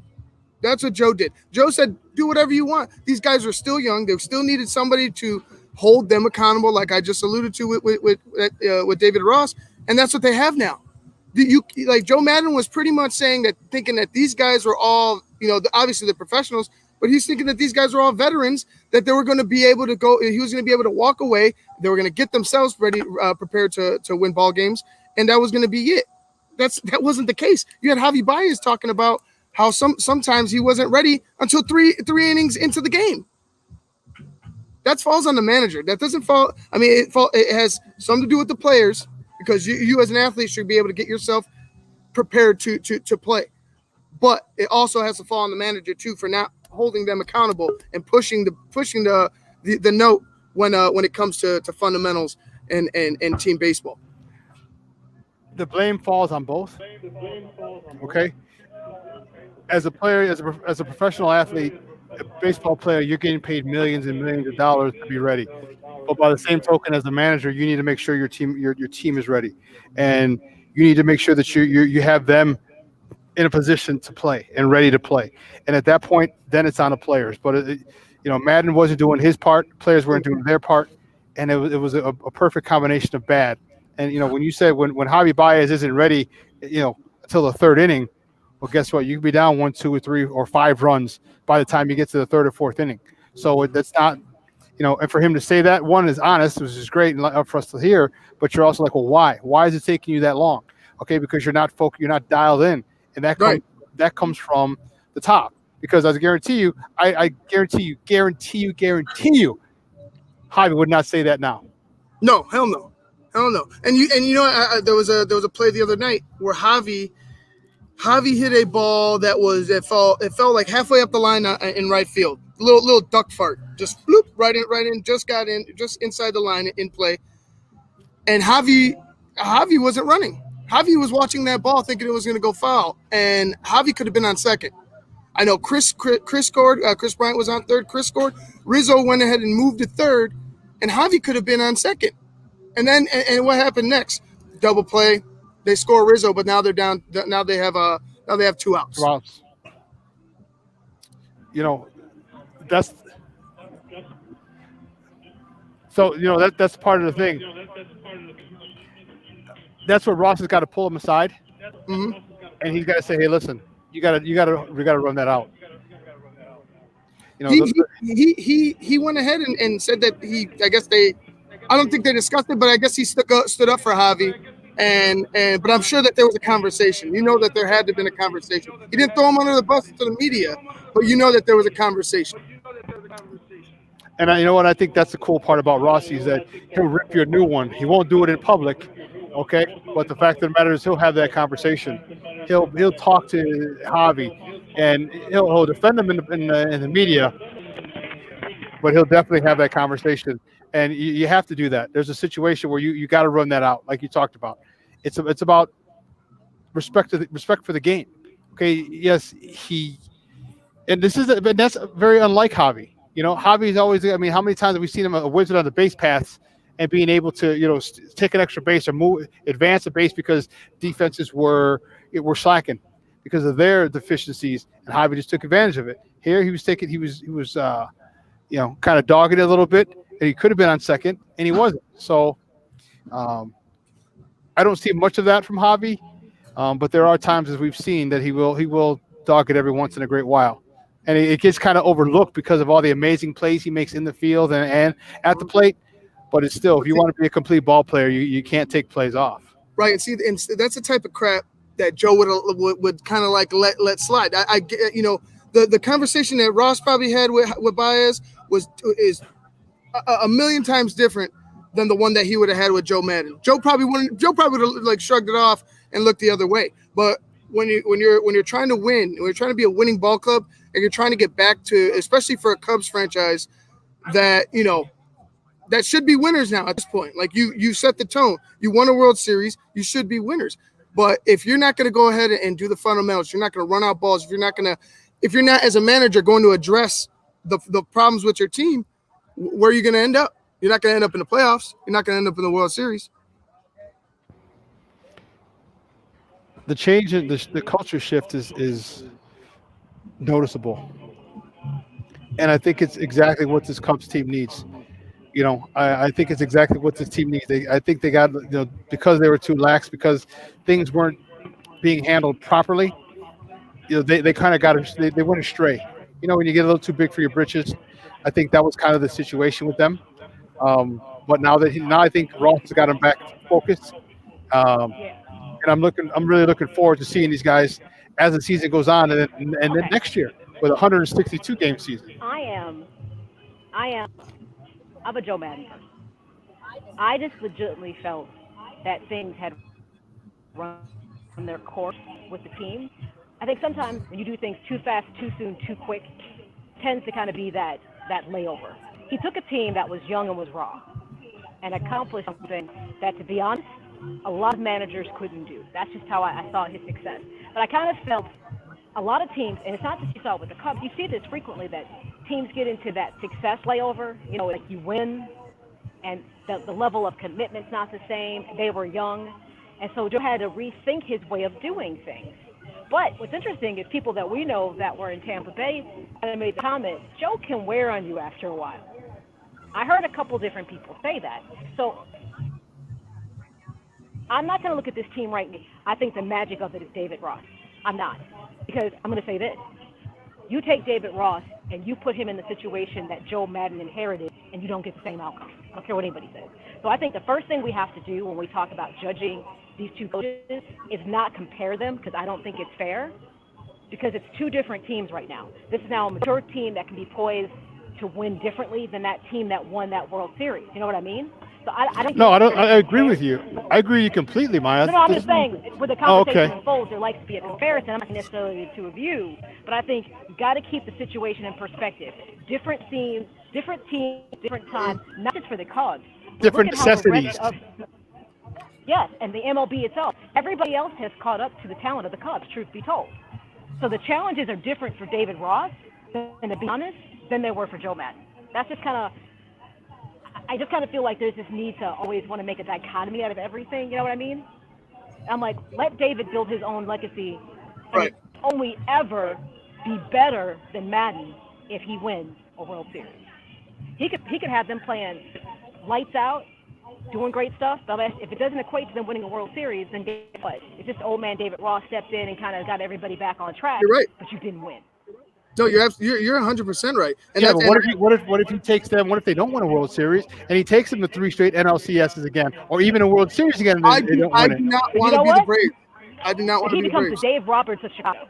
That's what happens. Yep. Thank you. That's what happened. Yeah. Thank you. I don't hire you just to help me win division championships. I hire you to take me to the mountaintop. That's what makes coaches great. Those are the people that we talk about that achieve that goal. So you see, I don't go for easy going. Like, hey, but we kept being the division or the conference champions. So what? But you didn't set out your season with that being the goal. The goal is always to win the World Series. But here's the thing: I'm not even hanging at the Ross right now. I'm not. I think that would be unfair to think he could do that in his first season. You know what I mean? I don't think it's fair. It's opportunistic right now, though. I'll say that. Yeah. Oh yeah. I think you know what.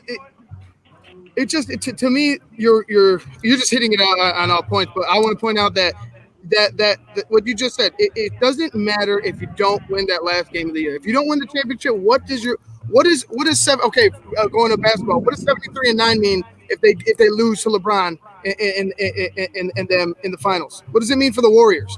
Do you think that they're happy and content with the 73-9 record with no championship? You think the Braves, with all their division titles throughout the 90s, the team of the 90s pretty much, with all their division titles, do you think they're happy with just those division titles? Hell no. How many times? World Series, yeah. One World Series, how many times? Was it? Hold up. I'm a Dodgers fan. I'm very lukewarm on Dave Roberts because I feel like he's that guy that can get you, doing it. Mm-hmm. But you're not going to win with him like they need to. But they probably won't part with him because they feel like that kind of success is good enough. Mm-hmm. Yeah, but see, the Dodgers, I don't know if you can call Dave Roberts, because when you got that World Series stolen from you, call him Bob. Call him Bob, because he's not. You got that World Series stolen from you, and we thought Kershaw and Darvish were just getting shelled. Well, it was being stolen; they were being cheated, because we don't know how that's going to play out. Because if they're not cheated out of it, and the Dodgers win that World Series, then Dave Roberts' name isn't the get him to this point, but not to the mountaintop. What we don't get to do. See, I don't give people passes. We're not going to say because the Astros cheated, that's the reason that the Dodgers didn't win. Because the problem is they've been there before, and it wasn't the Astros, and they didn't finish. I hate to say this, my second team, but they're not finishers. We don't know that. No, we do know. No, we don't. What do you mean? Because they lost once. How do you know? How do you not know? Because they lost once. Repeatedly? Not repeatedly. They lost it. They lost it twice, and the second time it was stolen from them. So we don't know how that will play. Recall in the last couple seasons, it has not resulted in them winning, and you can take the Astros series off the table. Sorry. I mean, I'm a Dodgers fan telling you. They don't finish, and when it's all said and done, I kind of feel like Dave Roberts may not be the right fit. He makes a lot of questionable coaching calls along the way. I'm like, why would you do that? But the problem is because he's looked at as a winner because of the titles that they have, but they're not taking home the hardware. Mm-hmm. Racking up a lot of wins with no titles what are you doing? Like, what are you doing? What are you there for? You play to win the game. That's right. I'm thinking, like, I know we're getting off Chicago sports and talking Dodgers, but first of all, getting to the World Series is tough. Mm-hmm. Right? It's one of the tougher things because of the length of the season and the grind and all that other good stuff. So I definitely have a lot of respect for Dave Roberts, for Bob. I don't know if I'm ready to call him not a winner. You know what I mean? I'm not ready. Because they got the twice. Mm-hmm. He's got a champion. He's a winner. So everybody gets a trophy. But here's my question: so if they split the two World Series, because again, we don't know, it was stolen from it. It was stolen. It was literally legitimately stolen. You don't know. We don't know if they would have won if it been clean. So you can't really say he's not a winner because if they go to two World Series and they go 1-1. They went to one. They went to one other one. So they're 1-1. They're one with a question mark. They're 0-1 with a question mark. So if they win one and they lose one, can you call them not a winner? Here's what's great. Dave Roberts is not my manager, but my real team, my number one. Don't worry about it. That's just my side piece. So side piece. Side piece. Okay. They don't get them whatever he wants to do. That's my side piece team. I usually, for a while, got to at least cheer a little deeper into the MLB season. And then it started acting like a side piece. So, hey. Well, speaking about your number one. I got different expectations for my number one. And I've said it time and time again. Ricky is not that guy. I feel that way about him. Sorry. Well, we won't know for another season or two, and he might prove you wrong. I agree with you. I don't think he's the guy, but I got to give him a shot because he's never had that ability, that opportunity. He got his legs cut off from underneath him when he was here on the north side of town when Joe Madden became available. He never really had. They're in the middle of that rebuild with the White Sox when he first got here, and now. Shawn, what happened in 2016? Are you confident that if the Cubs were to have kept his ass, right? If they would have kept Renteria, you think that he makes. And granted, Joe was criticized too for some of the pitching decisions that he made, especially late with Aroldis Chapman and how he was used and stuff like that. But do you think Ricky would have made anything better? Do you think Ricky would have made the decisions to get the Cubs to the World Series?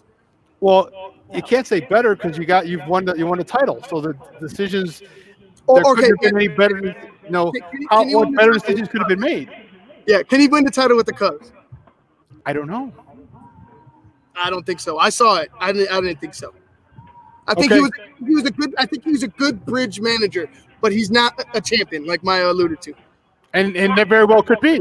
But you know what? But now he's got the team. Even a bridge. I think now he's got the team. Now he's got the team with the White Sox, and now he's got the horses. He's got the studs that he needs, and now we get to see. Now we get to watch. All right, as long as if his knees don't get taken out from him and Ozzy thrown in there again, you know, he'll have that shot. I think I want Ozzy in there. I think I want him. Don't get me wrong. But this guy, you know, see what this guy can do. If he could, I say 2 more seasons, and if he can't do it in 2 more seasons, 2 more years. 2 seasons? That's a lot. 2 seasons? Because this is 60 games. So you got 2021. So what if they get to the playoffs and lose in the ALCS in 2021? Now you go fire him because they didn't win the World Series and they get to the ALCS? Okay, but if he doesn't get to the ALCS, you give him another year? Yeah. No, if he did, I don't know. Well, okay, well here's why I say, what's the pitching staff look like at that particular point? It's a good one. Okay, if you have legit, okay, because Ray Lopez probably won't be here. Okay, you'll have Kopech, you'll have Keiko, you'll have Giolito, and you'll have Cease. Okay, who's that 5th guy?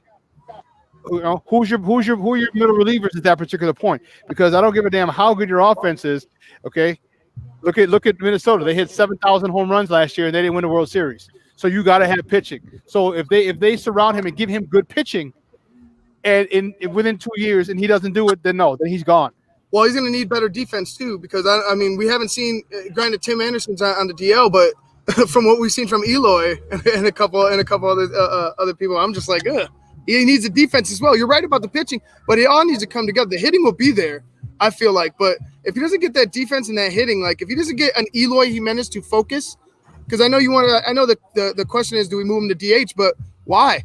He's young. He could run. He just needs to get his head out of his ass. You're right. He's got to stop being so goofy. And there's nothing wrong with having fun and playing, enjoying the game, because it's a kid's game. But there's got to be a level of seriousness when you're playing. Okay, you can, you know, if you can incorporate it. I don't know if he can.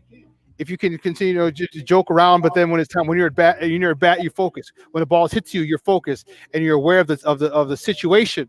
Okay, innings, runs, scores. If you're up or down, you know what I mean. If you're aware of that's game awareness. Sometimes he seems to he's very aloof. I think that's probably the best way to put it. He's aloof at times, and you can't be aloof when you're playing professional sports, because you be aloof at the wrong time and you end up in a safety net. Like he was yesterday, looking like a fish. They just brought up a fish and he's like twirling. I'm like, come on, man, come on, Eloy. You know when a fish just flops because he's pulled out of the water. Come on, Eloy, man. Oh goodness gracious, that's crazy. Well, listen, we got to take a quick break, and on the other side of the break, we're going to we're going to try and get Carmen and Roger over here, or at least get them on. We want to talk to them a little bit about the Hispanic Business Network, which is because we're over here at the Carriage Greens Country Club out in Darien, Illinois, at the Hispanic Business Network annual golf outing. And I'll tell you what, this place is beautiful, beautiful, beautiful, beautiful. The people here have been great. Our guy Lou from we came out here Wednesday, took care of us. They had the tables out for us. It's just amazing. I just wish I golfed more. You know, Carmen asked me, she was like, "Oh, she goes, you want me to put you in a foursome?" I was like, "How hot are the girls?" No, I'm sorry. I said, no. I said, Carmen, I said, I actually haven't golfed in a while. I said, the last thing I've done golfing was a diversity driving range 5 years ago. I'm like, so I don't want to be like a damn fool, and because it's shotgun. Look like Charles? Yeah. No, I don't even think I look that good. Okay, so if I'm not even gonna look as good as Charles Barkley, there's no way I'm gonna get out on the green and tear this course up. So I was like, you know what? Next year I'll golf with you. I'll golf in your outing. I said I'll be able to practice a lot more. I'll go to indoor. I'll go to Top Golf and hit the driving range. I'll make sure I get my swing. At least if I look good and score bad, it's okay. But if I look bad and score bad, come on, man.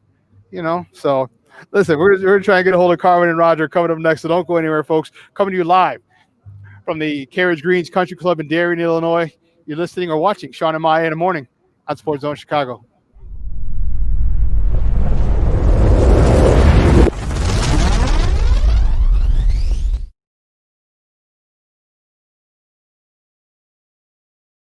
BoomerNaturals.com presents the Sports Flash on 1330 and 95.9 The Zone.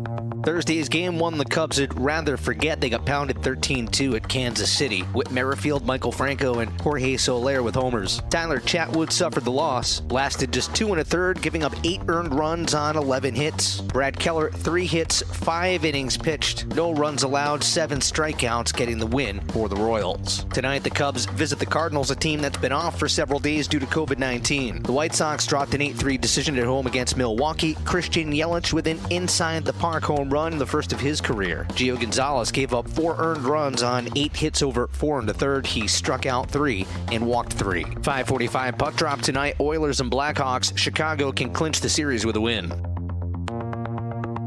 Boomer Naturals, your source for 3-layer protective face masks. Breathable protection for adults and kids. Save 20% with promo code SPORTS at BoomerNaturals.com. Chuck Sanders, that's the Sports Flash, 1330 95.9 The Zone.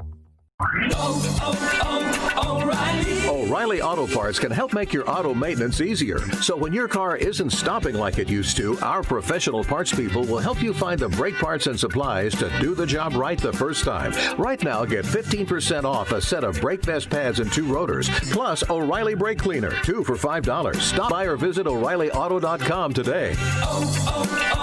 O'Reilly Auto Parts. Have you wanted to speak a new language, but thought it would be too difficult? Then try Babbel. Babbel starts by teaching you words and phrases that gradually get more complex. Soon, you're practicing short conversations. So in 15 minutes a day, you'll be speaking a new language in a few weeks. Babbel is built around real life. It teaches you practical conversations that you will actually use. Babbel, language for life. Now try Babbel for free. Just go to Babbel.com and start learning a language today. That's BABBEL.com.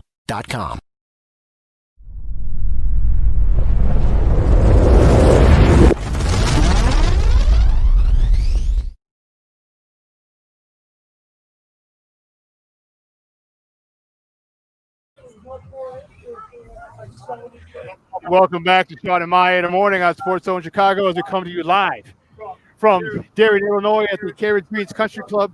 It's a beautiful, beautiful facility over here, and I'll tell you what, I'm excited. We're here for the Hispanic Business Network annual golf outing, and all the proceeds from the Hispanic Business Network annual golf outing go to the Hispanic Business Network Scholarship Fund. And these scholarship funds go to first-generation college students. And, man, I'll tell you what, I'm excited to have our next guest on. She's one of the founders of the Hispanic Business Network, a good friend of ours. Guys, let's bring on Carmen Jimenez. Carmen, how are you? Hi, Shawn and Maya. There she is. How are you doing? We're doing good. I've been on the hustle all morning, but it's a beautiful day for golf. You know what? Again, thank you for having us out here. It's we appreciate it. And talk to us a little bit about the Hispanic Business Network. Shawn's laptop. I was like, it might mess something up. Sorry about that. Talk to us about the Hispanic Business Network. How long have you guys been around? So the Hispanic Business Network's been around for like 6 years. We started it as a way to connect with colleagues, but more importantly, it was to mentor the younger professional. Like we were mentored many years ago. Mm-hmm. And then a year ago, we wanted to put together a foundation. And that's the purpose of today's outing. It's a fundraiser for our foundation that makes college dreams a reality for first-generation college students. That's awesome. So is this your second or third annual golf outing, or this is our 6th annual golf outing? We had to save our money, right? To build that scholarship fund. This is true. And why did you have it for first-generation college students as opposed to other people? Why were you guys set on that? I think it was in our heart to provide that because many of us were also first-generation college students. So we just wanted to pay that forward. And that's how we saw it, right? That was what was in our hearts to do. Guys, we're joined by Carmen Jimenez. She's one of the founders of the Hispanic Business Network. And they are hosting the Hispanic Business Network annual golf outing here at Carriage Country Club out in Darien, Illinois, talking about her foundation right here on Shawn and Maya in the morning on Sports Zone Chicago. How many golfers did you have when you first started the annual golf outing? Year one, how many golfers did you have? Oh, year one, I don't think we had 50 golfers, right? And I'm happy and excited to say that our event was sold out this year. We had to turn people away. We have over 138 golfers today. Oh my gosh, Yes. 130. So you go from less than 50 to 138 in a couple of years, Yes. and you turn people away. And we had to turn people away, and it broke my heart to do that. But the golf course is like, you can't put any more golfers on. You mean you can't have 10 golfers at a hole? I thought we could do that. I mean, I'm a numbers girl. You just make it work, right? But no, we can't. Oh, you know what? That's so awesome, and I'll tell you what, this is a great facility. And have you had it here every year? No, this is our first time back.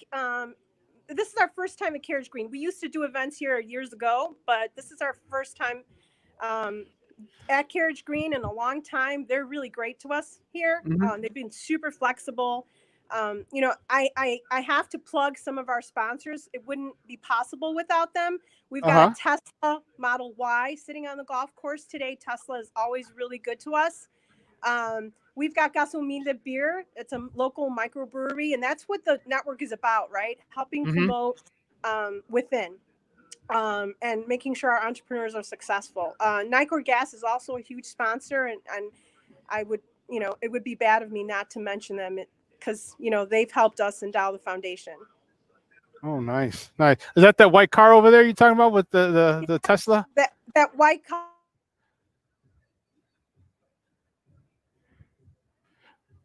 Oh, we're losing you. Carmen, are you there? Wow. So we have a car that's got a wrap on in the parking lot with the Boost Mobile car cover. Okay. Cool. So we got a lot of new stuff going on this year. Okay, good. That's good stuff. That's good stuff.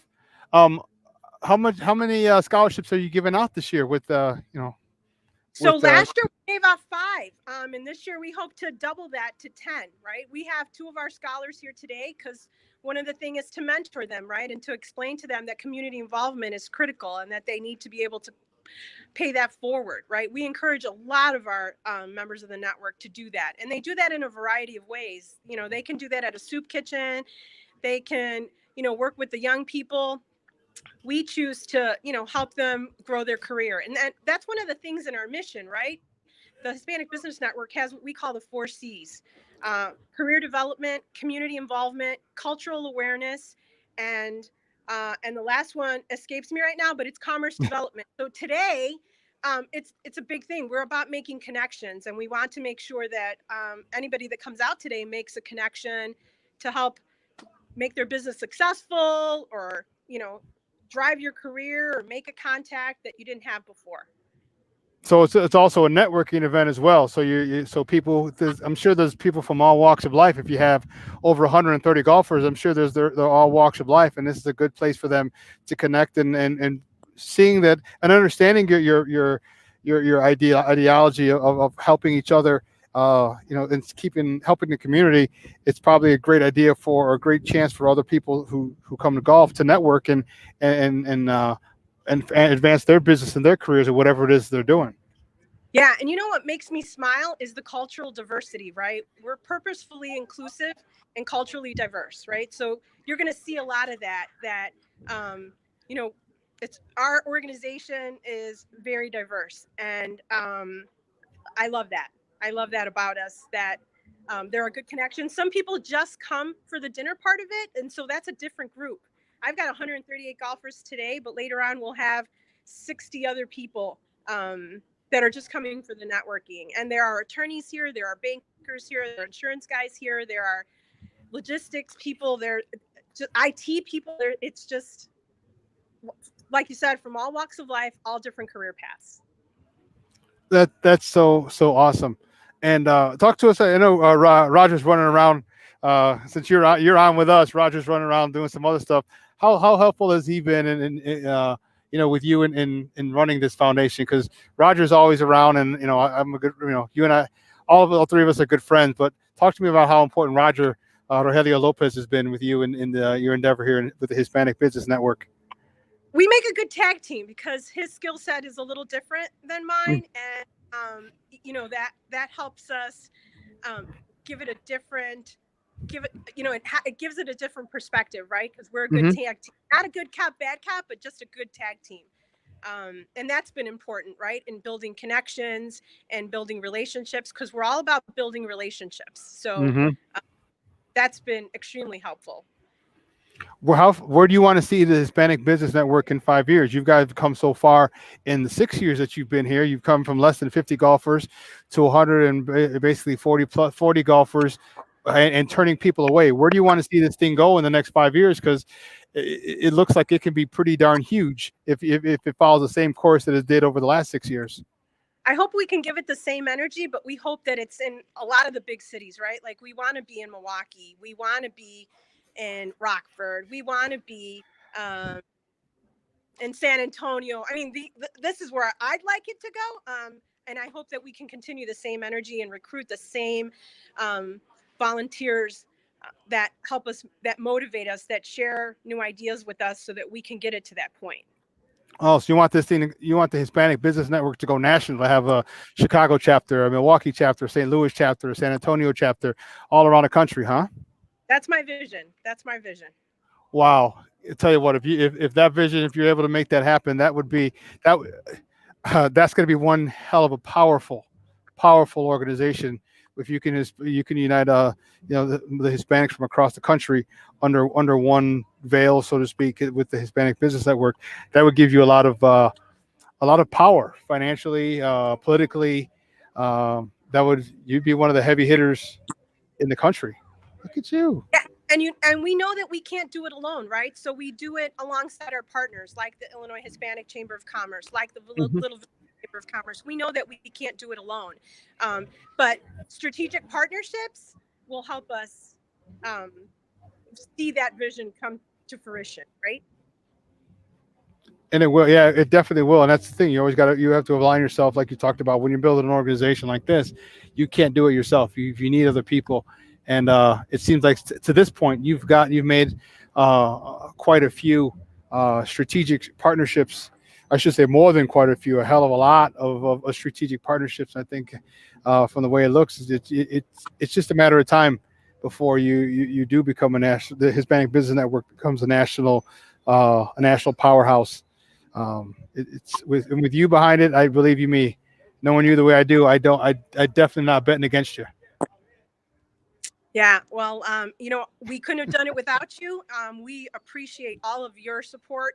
And again, I have to mention our sponsors, right? Like, a big shout out to Tesla, a big shout out to Jeffrey Communications and Boost Mobile and Nicor Gas, and the list would go on, right? But I want to make sure that I'm not very long-winded. No, it's okay. It's an interview. You can be long-winded. Tito's Vodka. I mean, my guys are not going to be thirsty today because Tito's is providing tons of hydration. Good. You know what? You should send. We should test the hydrating things up here. We should just let us know that just so that your golfers. I hate for your golfers to be parched. You should bring some things up here so when we're done with the show, we could check it out. Absolutely. Thank you. Thanks again. We couldn't have done it without you.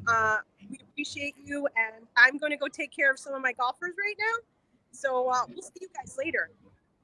Carmen, it was a pleasure, and keep up the phenomenal work. You're doing some great stuff here, and it's only a matter of time before it'll be Carmen Jimenez, president of the national chapter of the Hispanic Business Network, and you'll have thousands and thousands and tens of thousands of members. So keep it up, and we love the work you do, and we're happy to support the Hispanic Business Network because as much as we've supported you, you supported us as well, and we appreciate it. Thanks so much, guys. We'll see you in a little bit. Yes. Oh yes. Me, you, and Tito. Me, you, and Tito. Take care, guys. All right, guys. That was Carmen Jimenez from the Hispanic Business Network, one of the founders, and she is a riot. anytime we're out, Carmen's a riot. But I'll tell you what, she gets stuff done. She gets stuff done, and I'll tell you what, I love Carmen's awesome, and Carmen I is don't. good trouble. Yeah. So yes, she She's is. the kind of trouble. There's different troubles in the world. Oh yeah. She's the kind of trouble you want around. Because she's usually bringing outcomes and results. Hard worker. People, I say trouble because the stuff she's willing to do, the heavy lifting. A lot of people will be like, "Oh, here comes a person who's trying to make ripples." You know what I'm saying? Mm-hmm. So I say good trouble. I mean hardworking, willing to go the distance for a good cause. So you see how she's thinking about this, and the fact that this has grown so quickly is amazing. Yeah, less than 50 golfers, Maya. Less than 50 golfers 6 years ago to 140, and they had to turn people away this year. That's crazy how that situation works. But you know what? When you're doing something good, people notice. Okay, when you're helping other people and you put other people before yourself, and you're doing good things, people notice. And the Hispanic business, the Hispanic community has seen. They've seen her work. They've seen her and Roger's work for the last 5 or 6 years, and it's a situation where like, hey, we're how can we help? How can we help? How can we help? And keep her on. She talked about that diversity piece, and it's really true because every event that I've ever gone to, they've had is just diversity. I mean, there's white, there's Black, Hispanic, Asian. It's like the whole gamut. It is a very inclusive group of people, despite the fact of what the title says.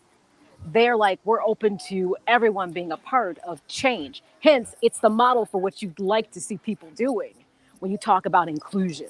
From day one, I always get a kick out. She's like, Shawn, where's Maya? I know. Shawn, don't come without Maya. I get in trouble if I show up without you. Like, where's Maya? Why is she here? I'm like, I don't know. Call her and ask her. I'm not my sister's keeper. What's she talking about? But no, you know what? That's the great thing. You talked about the diversity. I think that's important. Even though it's the money in the scholarship fund goes to first generation Hispanic young men and women, it still takes a village to raise a child, and that just doesn't mean a Hispanic village. It means everybody else. So we're basically helping young people, and that's the bottom line. It doesn't matter if you're Black, white, Hispanic, or Asian. You want to help other people as much as you can. You can support your own, but there's nothing wrong with helping other people. It's an objective that makes sense. Anybody who takes exception to it, get over it.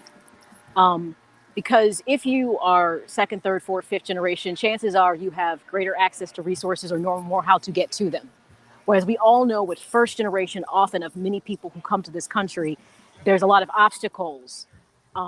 Information isn't readily available. And often, especially for the youth, they become the conduit for their families into the greater community because they're usually the ones who can speak English. You know what I'm saying? Things like that. So there's a lot more barriers when you are first generation. If you don't know this, go talk to your grandparents, stuff like that. They'll tell you the obstacles that exist for first generation individuals coming to this country. So what you're doing is by giving them resources and access to things that they don't have access to, you are now creating the ability to allow them to do more than what they would have done without those resources. Not to mention, whenever she says, you get an opportunity and then you reach back and you help someone else. So you bring someone else on board, once you achieve your success. So it's a build upon, like you said, it takes a village. And this is, I totally get the idea of pinpointing this. And I'll be honest, I wouldn't be surprised, Shawn, if this expands beyond first generation, because you know how Carmen and Roger are. You know what I'm saying? If a need is there, they're going to find a way to attempt to address it. So I wouldn't be surprised if somewhere down the road, they create another project. You know what I'm saying? Because they actually help all kinds of people beyond this specific project. Mm-hmm. You know what I mean? They have other types of, projects and, assistance that they offer that aren't just all geared towards one group of people. This is just one aspect of what they do. This event is geared towards that specific project that they have. And I'll tell you what, in the Hispanic community in and around Chicago, you mentioned Hispanic Business Network and Carmen and Roger's name, and it's nothing but great things are said about those two because they understand. People understand what they're doing. People respect what they're doing. People, admire what they're doing. And I'll tell you what, it's really awesome to have to see all these golfers who are out here and signing up, and it's a great day to support a great cause. And I just think within a few years, as Carmen said, they're going to be national chapters, throughout throughout this great country, and it's all going to be will evolve started here in Chicago. I'll tell you what, this is our first like remote in a long time, so we're kind of kicking the tires. It's been a couple of things that have been a little quirky here and there, but we've learned. Thanks, COVID, son of a. No, it hasn't been that. It's just been like a new platform. True. So we've learned some things about our new platform. So it's I love how people are downstairs screaming up, "Hi!" But kudos to Carriage Green, the staff here. They have been nothing short of very supportive. And Lou even said, you guys sound really good up there. I was like, thank you. So. Oh, you're talking to Lou down there? I was talking to Lou when I went downstairs. And so he's like, that sounds really good. So, once again, we just learned another way. This might be another way for us to kind of get out of our quarantine spots. Yeah. People have been commenting, man, it looks good where you guys are. So we might need to, since we got a little summertime left, we had talked about getting our cigar guys out, to some locations. Yeah. And doing some remote stuff. We talked about it. We kicked some stuff around about the Cubs and the Sox too. I'm feeling a bit more motivated that we should try to work that in there somehow. I agree. This is, guys, if you're a golfer, you definitely have to come check out this course. So it's called Carriage Greens Country Club out in Darien, Illinois, right down I-55, get off on Weber Road North, and just once you get off it and you hit the light, you just hang a left onto the frontage road. It'll take you right there. It's so easy, so simple. You see all the golfers that are on the putting green. They, the old saying, you drive for show, you putt for dough. So everybody, you see a lot of guys on the putting green getting their last minute putts in. You got a lot of beers in hand. It's a great thing out there. I'm getting a little envious of that piece. Yeah. But also, so thank you for everyone tuning in, which means I think more people are getting acquainted with the app. I could tell. So you could be watching this via the app. You could be watching this on Facebook. You could be watching this on YouTube. If you want to get access to everything that is Sports Zone Chicago, and of course, Shawn and Maya, make sure you download our app. It's available in the iTunes, Google Play, as well as Amazon stores. Of course, because we are an app that is talk and podcast driven, the app is our universe. So downloading the app gives you access to live shows, to podcasts, to previous shows to watch. We have a daily blog that our guy Clarence Council just lays it down. Any hot stories, once you get the app, you'll get alerts saying a hot story has been posted. It's just like we are everything that's sports. And, we dabble with, obviously, with quarantine, we're covering sports in general. Because to keep it going, you can't be all Chicago. So, the Hawks might give us a reason to. I gotta go grab that $10.99 shirt, that Cubs shirt, baby, from Walmart. I was like, I'm not gonna spend no real money on the shirt. I was like, I gotta go look for a cheap Cubs shirt. You gotta hit the gas station. That's or okay, something. because you know what? It'd be the one time I would wear that shirt and be okay with it. Because I lost a bet that means the Blackhawks are going to another round of playoffs, so I can accept that loss. So you'll get the $10.99 one. You're not going to go get the Victoria's Secret's pink Cubs T-shirt. The one that it's the pink bad brand. Enough that people will say things to me like, "You're a Sox fan," and I was like, "Yeah." And then they say something. Well, it's so. Well, you don't look like a Sox fan. Right. I'm like, I don't know exactly what that means. I said, you'll know I'm a Sox fan when I beat you down real quick. He's like, oh yeah. That's it. That's 35th and Shields. There it is. Shields right there. It is. Yes, that's 35th and Shields. Yeah, I'm not even from the city, so there you have it. But yes, everybody download the app. Check out our other shows. So we got a little time here. Tomorrow we'll have the Humidor Sports and Cigar podcast. Comes on at noon. Our fellas, another great show. They're cigar guys. They talk about what they're smoking and talk about the world of sports. That's Ivan's got a baby. He's the producer on that show. So make sure you check that out. Mondays, What's Up Cuz with Lance C. Urban and Jason Palmer. Talk about rolling out the guests. Yeah, that show is taking off. They got another hot show red carpet after red carpet. It's like, whoa. Yeah, they got another hot show coming up. And you know what? We repost a lot of their interviews. So if you go to the app, you can see the interview. I want to tell everybody to go check out because it moved me. They had Cappy Pondester on the show. Chicago native from Marshall. WNBA player. I mean, she was so transparent. It caught me off guard. The interview was so amazing. She's retired. She retired in 2018. But that interview was hot. We had Danny Manning on. We had Kenny McReynolds. Well, don't just say we had Danny Manning on. We had Danny Manning called them. Yeah. After the Danny first is actually a fan of the show. Yeah. So, after he saw their first episode of What's Cuz, he actually called Lance and said, "Hey, I want to be on your show." Yeah. So it's not like they reached out to Danny and said, "Hey, it's to him." He called in. to get on the show. Another good interview we had on Coach James Wade, who is the coach of the Sky. Check that interview out too, because that was a good one, because he talked about an incident he had on a flight when he was with the Sky. Yep. And I was like, wow, that really happened, because he's not just the coach, he's also the general manager of the Chicago Sky, who, by the way, is one of the Chicago teams, whether you watch it or not, that are peaking. They're coming out strong, having a good season. You can catch a lot of their games on WCIU, FYI. So that's on Monday. Tuesday, we have Sports 101 with Jamar Harp. That's at 7 p.m. Central Standard Time. Sports history. If you want to be that really educated person at the cocktail party, just dropping knowledge, why do you know that? You want to tune into Sports 101 with Jamar Harp. And on the deck, our next show will be an HBCU show. So we got all kinds of stuff, and we got more stuff rolling out too. Man, I'm telling you, by the daily, we're getting more and more requests, getting more podcasts. We're getting more people who are interested in coming on board with live shows. So we have quite a bit. Make sure you keep following Sports Zone Chicago. Obviously, Shawn and Maya in the morning, we want you to continue following us, but follow the other shows as well, because we have a lot of great talent and we have a lot of great shows. And you're going to find your niche with one or more of these shows, because these guys are talented, and then we all bring a different perspective. And I think that's the most important thing, is that we look at things from a different perspectives because of our own history and whatever our backgrounds.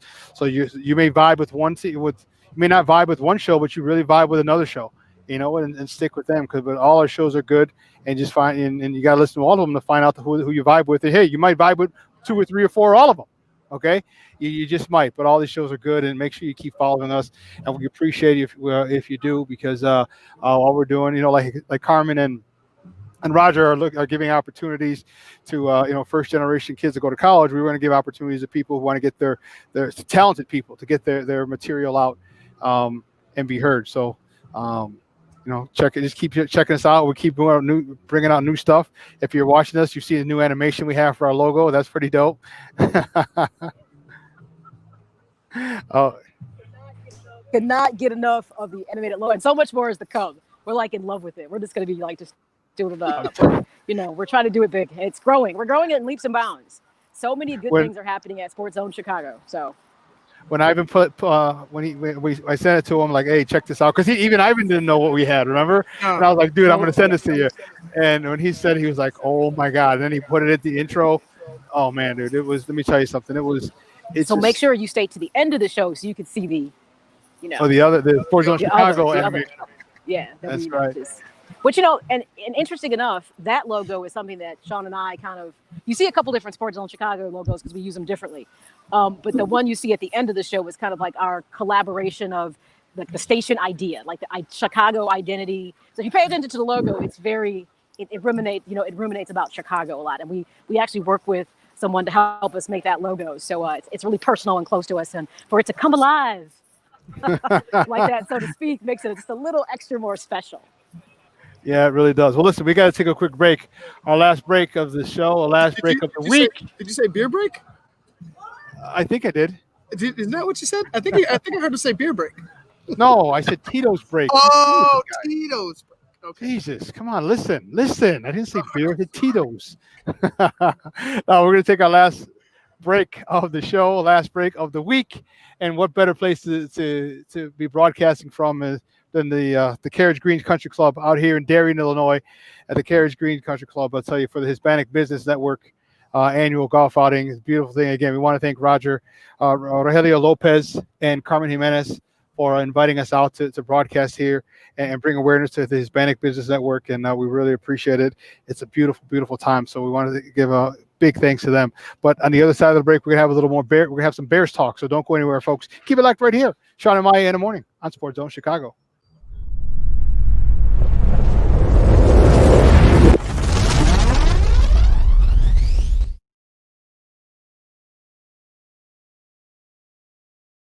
BoomerNaturals.com presents the Sports Flash on 1330 and 95.9 The Zone. Thursday's game one the Cubs would rather forget. They got pounded 13-2 at Kansas City. Whit Merrifield, Michael Franco, and Jorge Soler with homers. Tyler Chatwood suffered the loss. Lasted just 2 1/3, giving up 8 earned runs on 11 hits. Brad Keller, 3 hits, 5 innings pitched. No runs allowed, 7 strikeouts, getting the win for the Royals. Tonight, the Cubs visit the Cardinals, a team that's been off for several days due to COVID-19. The White Sox dropped an 8-3 decision at home against Milwaukee. Christian Yelich with an inside-the-park home run, the first of his career. Gio Gonzalez gave up 4 earned runs on 8 hits over 4 1/3. He struck out 3 and walked 3. 5:45 puck drop tonight. Oilers and Blackhawks. Chicago can clinch the series with a win. Boomer Naturals, your source for 3-layer protective face masks. Breathable protection for adults and kids. Save 20% with promo code SPORTS at BoomerNaturals.com. Chuck Sanders, that's a Sports Flash, 1330 95.9 The Zone. O'Reilly Auto Parts can help make your auto maintenance easier. So when your car isn't stopping like it used to, our professional parts people will help you find the brake parts and supplies to do the job right the first time. Right now, get 15% off a set of brake vest pads and 2 rotors, plus O'Reilly Brake Cleaner, 2 for $5. Stop by or visit O'ReillyAuto.com today. O'Reilly Auto Parts. Have you wanted to speak a new language, but thought it would be too difficult? Then try Babbel. Babbel starts by teaching you words and phrases that gradually get more complex. Soon, you're practicing short conversations. So in 15 minutes a day, you'll be speaking a new language in a few weeks. Babbel is built around real life.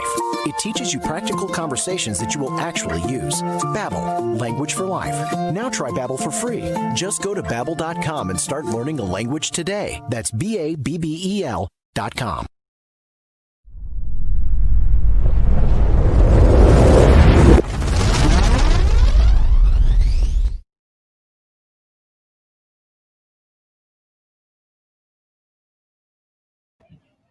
Welcome back to Shawn and Maya in the morning on Sports Zone Chicago. You guys, if you know me, you know I always there's this new place that opened up called Output Lounge that I usually like to go to. And this is the owner, a good friend of mine. We graduated St. Rita High School together. That's right, St. Rita South Side. Say something. A good friend of mine, Eddie Gutierrez. Eddie, what's up, buddy? How are you? Good, man. Beautiful day. Beautiful outing. Great time's going to be had. Yeah, it's going to be. We're looking forward to it. I'm not golfing, but it's going to be fun with Carmen and Roger. They always put on a good outing. And she said there were about 140 golfers. And they had to turn people away this year. Yeah, this is a big event every year, man. It's a great time, great people, great cause. Yeah, it goes to first generation Hispanic students. And you're a big supporter of the Hispanic Business Network because you're the one who actually introduced me to Carmen and Roger. 2 years ago? Yeah, something like that. 2 or 3 years ago. They've had events at my place. I think. Actually spawned at a meeting at Output, and it kind of grew from there. So I'm always happy to help out. They're great people, good friends. Now obviously we made a lot of great friendships out of it. And yep. So again, a great cause. Always trying to help people out and have a good time while we're doing it. Listen, if you don't know about this guy and his place, I'll tell you what, you have to go to Output, 1758 West Grand and in West Town. He's got a second location that Maya and I actually did last year with the day you opened. It was opening day for the Cubs. It's in Wrigleyville. It's 3720? 3720 North 3720 North Clark. It's on the north side of Wrigley Field, right on Clark Street. And they got the best wings in Chicago. Like, he stopped going to Wing Fest because he kept winning awards. Like, all right, when you start winning everything, it's like, all right, there's really no reason for me to go. He's taking first and second place for his hot wings, first and second place for his sweet and spicy wings. Man, any new projects coming up, bro? Or you just go with the 2 locations? No, right now, with all the craziness going on, we're just kind of staying pat and see what happens, and hopefully we can all get past all this stuff. But in the meantime, enjoy the sports that we have while we have it, and hopefully our teams will keep advancing. They look like there's some promise there. See, if you can't tell by his colors, he's wearing black and white and a little gray. Ed is a huge Sox fan, just like I am, and I'm unapologetically a White Sox fan. How are you liking the squad so far this year? They're fun. They're fun to watch. I'm trying to stay not get too excited about it. I think they're young, obviously, so you're gonna get the ups and downs. But with this crazy season, you never know what could happen. I mean, they're fun to watch though, and they still got some growing to do. But if we could sneak in that playoff, you never know. Yeah, that's all we gotta do is get to the playoffs. And dude, how nuts would it be? You know what would really suck is if we do get to the playoffs or God willing the World Series and we can't go to the games. Right. it's a subway series, a crosstown series, and no one can go to the games. Right. and we can't pack our bar. Oh yeah, that's right. That's right. So hey guys, make sure you check out Output Lounge. He's got 2 locations, one 1758 West Grand in Chicago. That's in West Town, literally right down the street from the United Center. So next season for all the Bulls and Blackhawks games, you can go before, pre and post game. You can stop there, have a nice little libation, have some food, so you don't get accosted and beat up when you go to the United Center, like $75 for a beer. The wings, again, award-winning wings, but not to mention the burgers are off the chain.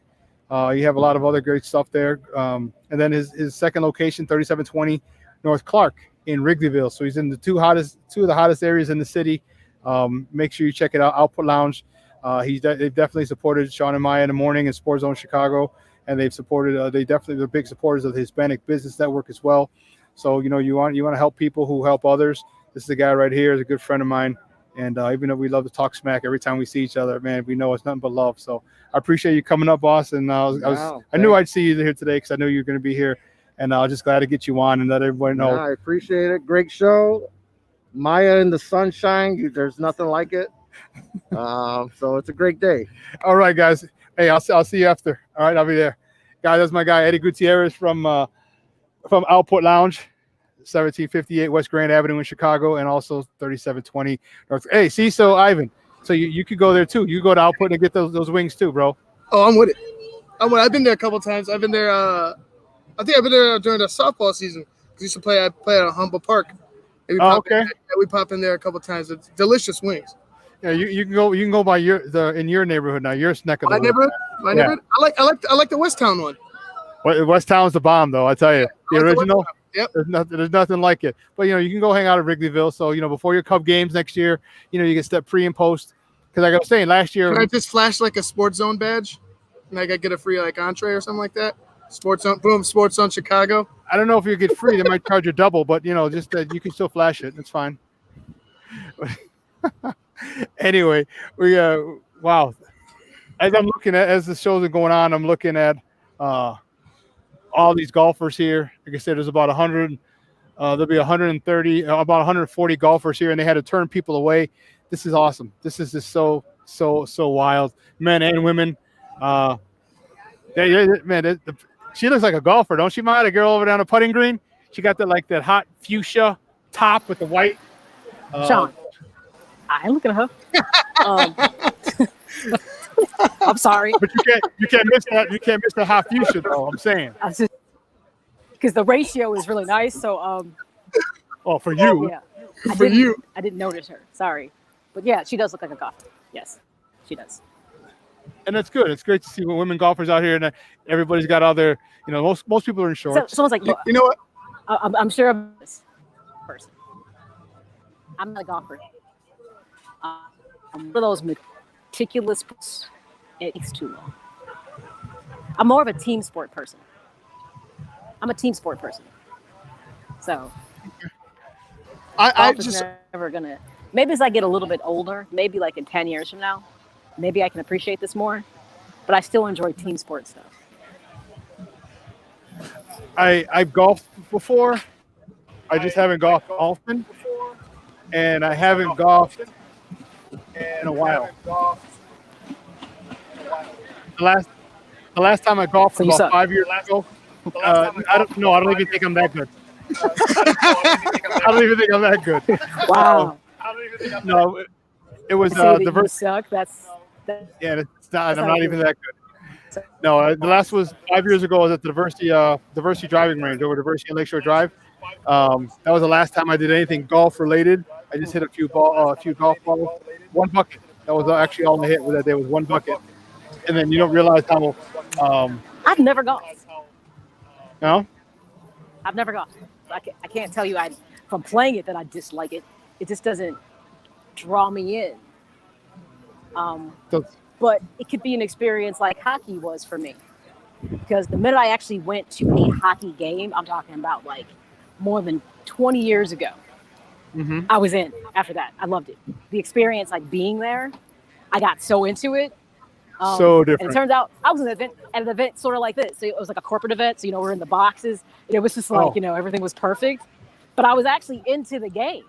And that's from a moment when I can actually say I started to really get into hockey like 20 years ago. But I had to go to a hockey game and kind of have the experience to appreciate it. Hockey games in person are completely different than on TV. There's an aura, there's an atmosphere that you don't feel when you're at home.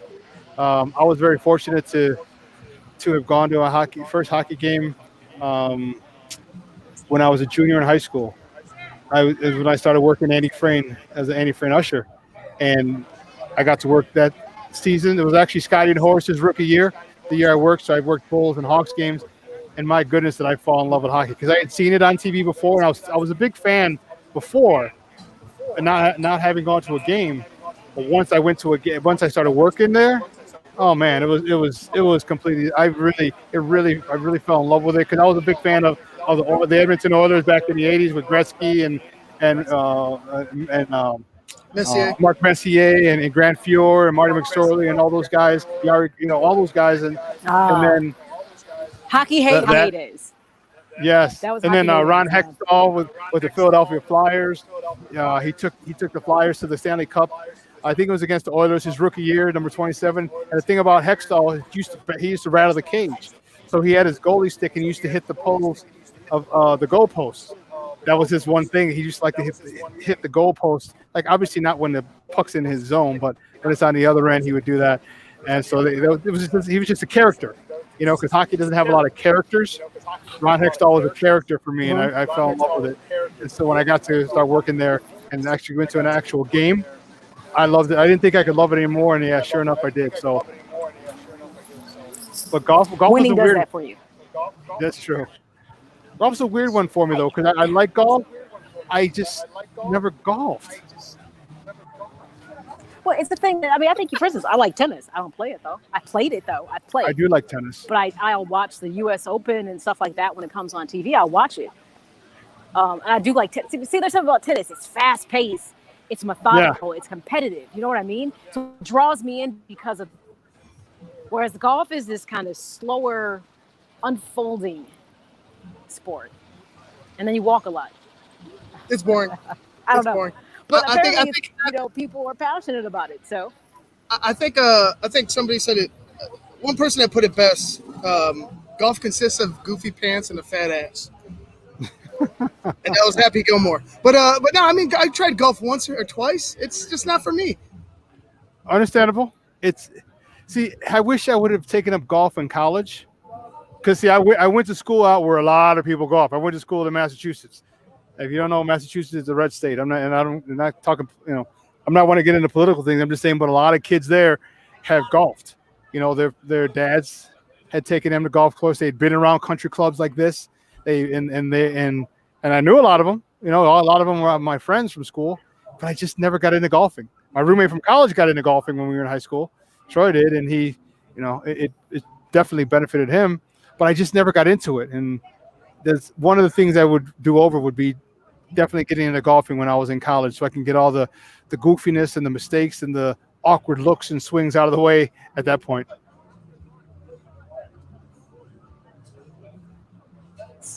I feel like it's. Maya, I think you're muted. I feel like.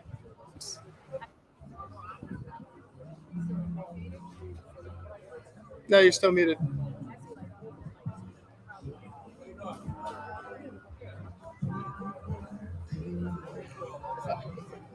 Maya, we can't hear you. We still can't hear you, huh? We can't hear you. No.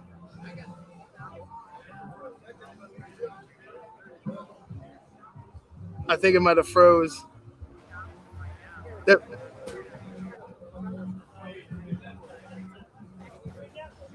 There we go. Okay, crowd. There we go. Can you hear me now?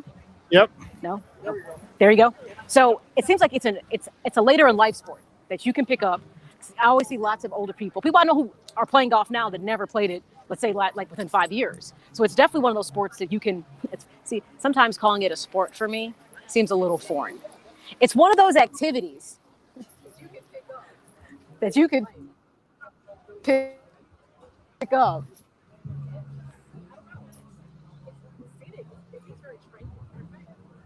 Later in life and probably really enjoy.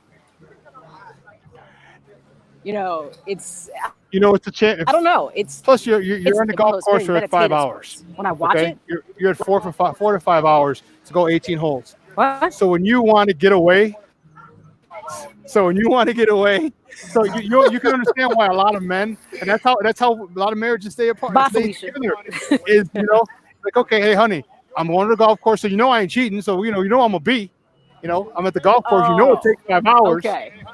And so we separate, so I get to miss you, you get to miss me, you know what I mean? So now you see why a lot of guys love being here. Socializing, drinking, because it's usually beer. Yeah, I'm watching this all unfold. I'm watching this. With other men. But it does seem like it could be very therapeutic. We're just chilling with other guys. It doesn't have therapeutic. It seems therapeutic.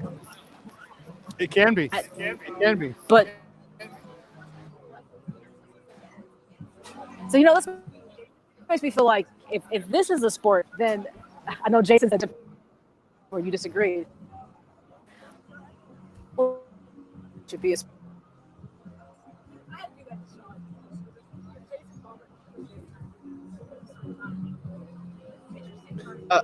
Maya lost you. No, you're on. You're frozen. There we go. Yeah, it's like it's coming in and out. You're coming in and out. Athletes. I froze you on purpose because of the bet. Is that what it was? I'll tell you what. I don't think golfers are athletes. I don't. Golfing like I don't think baseball players are athletes. You can be an athlete and play baseball, but you don't have to be an athlete. You could be Rod Beck. You could be David Wells. No, because it's more skill, the more coordination, more hand-eye coordination for everything like that. And it's not your athleticism doesn't, unlike football and basketball, your athleticism will not determine how good you are. It can enhance if you're good, but it won't make you good. If you're an athlete, you can be a good base stealer maybe, but you still got to get on base. Mm-hmm. All right, you can be a good outfielder, but you still have to be able to read the ball off a bat. So it's not. Being an athlete doesn't always translate into being a good baseball player or a good golfer. So you don't have to be a good athlete to be a golfer. You can be a good or great golfer without being a great athlete. So this one. What are we doing? What's she doing? Who knows? Who knows what Maya's doing? We sometimes we don't even ask. Oh man, but it's golf. It's like I said, I don't consider it a sport. It might be just a fun, leisurely activity. But I'm not gonna go out there and embarrass myself. I'm not gonna pull a Charles. I'm not gonna pull Sir Charles and look like I'm trying to pop lock while I'm trying to swing at the same time.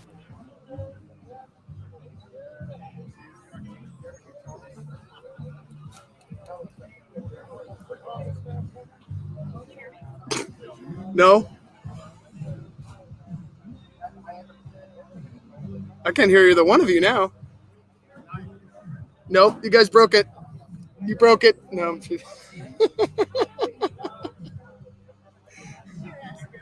No, you're on mute.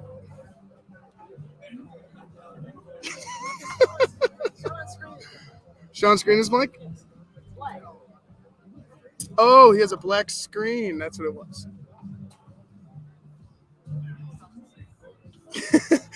You got the button, right? Oh, you can't see it? You want to go? There we go. There we go. He's got it. He's got it. You want to know what's funny? I completely forgot I have a touchscreen. completely forgot I had a touchscreen, so I guess going boop. Shawn just making it harder. Making it hard. Like, what do we do? What do I do? I can't do anything. Oh my god, it's insane. Oh man. Well, how about them Bears? Listen, you know we talked a little bit about it earlier that the only 2 guys have opted out. I think that's huge for the Bears. I think that's going to be very helpful for us. You know, when you got a team like New England who's had like 3 or 4 or 5, if not more guys opt out. 66 people opted out altogether in the NFL, and as we said, 31 were linemen. I think this is a situation where if this quarterback situation can get rectified, I think we have as good a shot as anybody. I think with this defense, I'm really concerned. Actually, I'm not concerned. I'm anxious for other quarterbacks to line up with Khalil Mack on one side and Robert Quinn on the other. And the thing about Akeem Hicks that Maya had mentioned before is that Akeem Hicks, he demands a double team. Mm-hmm. Okay. Akeem Hicks, he demands a double team. So you're talking, let's look at the numbers. You got 3 on the line that deserve that demand a double Bingo. team. Bingo. Khalil Mack has to have a double team, period. End of story.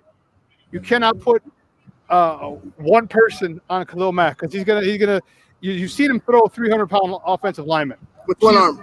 With one arm. So he needs a double team. Robert Quinn on the other side, he's going to need a double team. Mm-hmm. And now you have Akeem Hicks on the end. Who needs a double team? That's 3 guys. That's 6 guys that you have. You only have 5 offensive linemen. So which means you're going to have to keep tight ends in. You're going to have to keep running backs in. And, it's not even mentioning now the nose guard. Do you even have the tight ends or the running backs to be able to consistently chip and be able to I guess nullify that pressure? I don't think so. There's not a Mike Allstott in the backfield ready to lay a block down on a Khalil Mack. You know what I mean? Like they don't have a Mack Strong in the backfield ready to go ahead and lay the block down. And that's most teams. Most teams now, because you got into a more of a West Coast offense, more of a spread offense that only needs one back in the backfield. Right. So go ahead. And they're not going to beat a 230, 240-pound running backs mostly, unless you're looking at Derrick Henry. But other than that, you're still going to get to 200, 205, 210, 215, 215-pound running back. And I'm not saying they can't block, but that's just not what they like to do on a consistent basis. They'd rather run the ball. They'd rather, come out of the backfield and catch the ball. They don't want to keep blocking 250, 260-pound linebackers or defensive ends. That's not what you want to do. And it's not what they're built to do either. My thing is I'm looking for. I already know the line. I mean, let's knock on wood. Let's hope they're healthy. That defensive line, but those linebackers are going to feast. Roquan Smith, my guy Roquan. I remember when he got drafted. I jumped for. I was in the middle of the bar and I yelled, and people were like looking at me like, "Who's this weirdo?" But I was just excited because they got it right. And Roquan, he had some issues last season, but he, later down the stretch, it looked like he was breaking out of it. He's coming in this year, and people are just raving about him. People are saying that he's ready for that breakout year. And I think with this defensive line, the way it's set up now, and the way that we're talking about how good this defense can be, I think a key thing is going to be how much Roquan Smith benefits from the attention that is going to have to be put on the defensive line throughout the year. Roquan, that was the first draft pick that first round draft pick that Ryan Pace got right. That's the first one he got right. It was a no-brainer. You talk about low-hanging fruit. Yeah. I mean, had he taken Deshaun Watson, then you're like, okay, that was a no-brainer. That's low-hanging fruit. You take that. It's easy. That's an easy pick. And he didn't do it. He went with Mitch. But then he got Roquan Smith, and that dude was just all over the place. And what did he do? He skipped training camp and said, oh, yeah, I'll still lead the Bears in tackles. Okay, mm-hmm. That's how amazing this kid is. And then you put him with a Super Bowl winning linebacker next to him with Danny Trevathan, and now you got a guy who's been in the league and prepares and studies and is a true professional. So now you got a young kid with all the talent in the world, and now he's partnered with a guy who's been known to who's one of his fortes is, no pun intended, as a Chicago Bear, is preparation. Okay, so now you got a young guy with extreme talent, and now you're teaching him how to prepare at this level. It means nothing but success. And then I think this is a year, a bounce back year for this defense, but also a bounce back year for Roquan Smith, because I'll tell you what, Roquan Smith is just all over. I mean, he's a sideline to sideline kind of linebacker. Not so much. He's not Urlacher in a sense of, I don't know how well, I think he's all right in coverage. I think Urlacher was exceptional in coverage. But think about Brian Urlacher's speed, how he could go, how earlier in his career, he could go sideline to sideline and then drop back into coverage and pick the ball off. Like that type of athleticism and speed. He's always around the ball. Yep. Roquan Smith is literally, and if he's not making a tackle, he's right behind it. He's literally right there, and that's the thing with him. I think it's going to be a breakout year for him. So I'm really looking for this defense to come back big time, and we can ride the strength of our defense into the playoffs, deep into the playoffs. Because if they stay healthy, because remember last year we got hit by the injury bug big time, and that really screwed us up. So if they can stay healthy, man, the sky's the limit. And I'll tell you what. I know Patrick Mahomes is all world right now, and a couple other quarterbacks. You better figure out a way to stop Khalil Mack, Robert Quinn, Akeem Hicks, Roquan Smith, Eddie Jackson, Kyle Fuller. Yeah, you better stop. You better come out. You better find a way to stop those guys, because if you can't stop that front seven, then you're gonna have, I don't care what kind of receivers you have or who your quarterback is, he's gonna be on his ass the majority of the time. My last thing, Shawn. This defense, we know what this team was in most of their games. They're, like I said, they were 1 or 2 wins away from going to the playoffs, from sneaking into playoffs at like 9-7, something like that. It's all there. They just need to go ahead and start executing. Hopefully they stay healthy. I think this year is going to be huge for the defense. Yeah, it's going to be great. And I'll tell you what, I just can't wait till it gets going. And it's unfortunate there's no preseason games, so we can't kind of weed people out. But it is what it is, and it's going to be good when it's all said and done. When the games start, and we get to see. And I think the Bears have a great opportunity, because if you're talking about the lack of practices and the lack of continuity, here's the thing. Especially for offensive lines, even if you're getting a new offensive line or new offensive line coaches or a few pieces, it's going to take a while to gel. Even if you are a veteran offensive line, you still haven't had the amount of time to gel. With pass rushing, okay. You don't necessarily need your other teammates. You know what I mean? When Khalil Mack comes off the corner, he doesn't need his other teammates. Okay? Robert Quinn comes off the corner. He doesn't need his other teammates to be in sync with him. So you get a couple of tackles who take a week or two to kind of get acclimated to it. We could be looking at some high quarterback sack numbers from our 2 pass rushing stalwarts. Well, listen, it's been a great show. I want to thank obviously, I want to thank Joseph Phillips for coming on every morning. He does with us with our Top of the Morning segment from the Chicago Crusader. Our Top of the Morning segment is powered by the Chicago Crusader. I want to thank Carmen Jimenez from the Hispanic Business Network for coming on and talking with us, giving us some information, or giving you guys some information about the Hispanic Business Network and their golf outing and their philosophy. And we want to thank her for coming on big time. I want to say thank you to our social media guy himself, Clarence Council. He is a social media posting fiend, my man. All the articles and the blogs you see, all that's done by Clarence Council, our technical producer, Elliot Baez. Thank you, sir. And then, we'd be remiss if we didn't talk about the Wiz, our Puerto Rican Swiss Army knife himself, Ivan Vargas. So, guys, you guys have a great weekend. We're gonna go have a little bit of Tito's, and we got some hot dogs over here. Yeah, get some hot dogs and some Tito's over here. We're gonna do that as soon as we get off. So for my producer, Ivan Vargas. See you guys next week. And my lovely co-host herself, Lil Savage. Here she comes.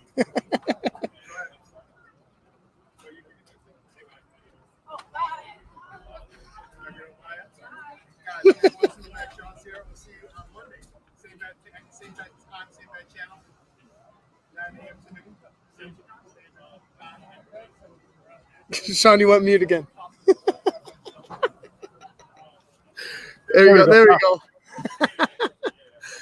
Oh, so every time I plug it in and out, it goes to mute. Right. Yep. Okay, see, now I know. See, I got a new toy. The more you know. The more you know, exactly. So, hey, listen. So, again, I'm your boy, the Superback Shawn Sierra. We'll see you on Monday, same bat time, same bat channel, 9 a.m. to noon Central Standard Time. Until then, after I have some Tito's and some hot dogs, I got 2 words for you, folks. Maya has 3. Download the app. I have 2. We out.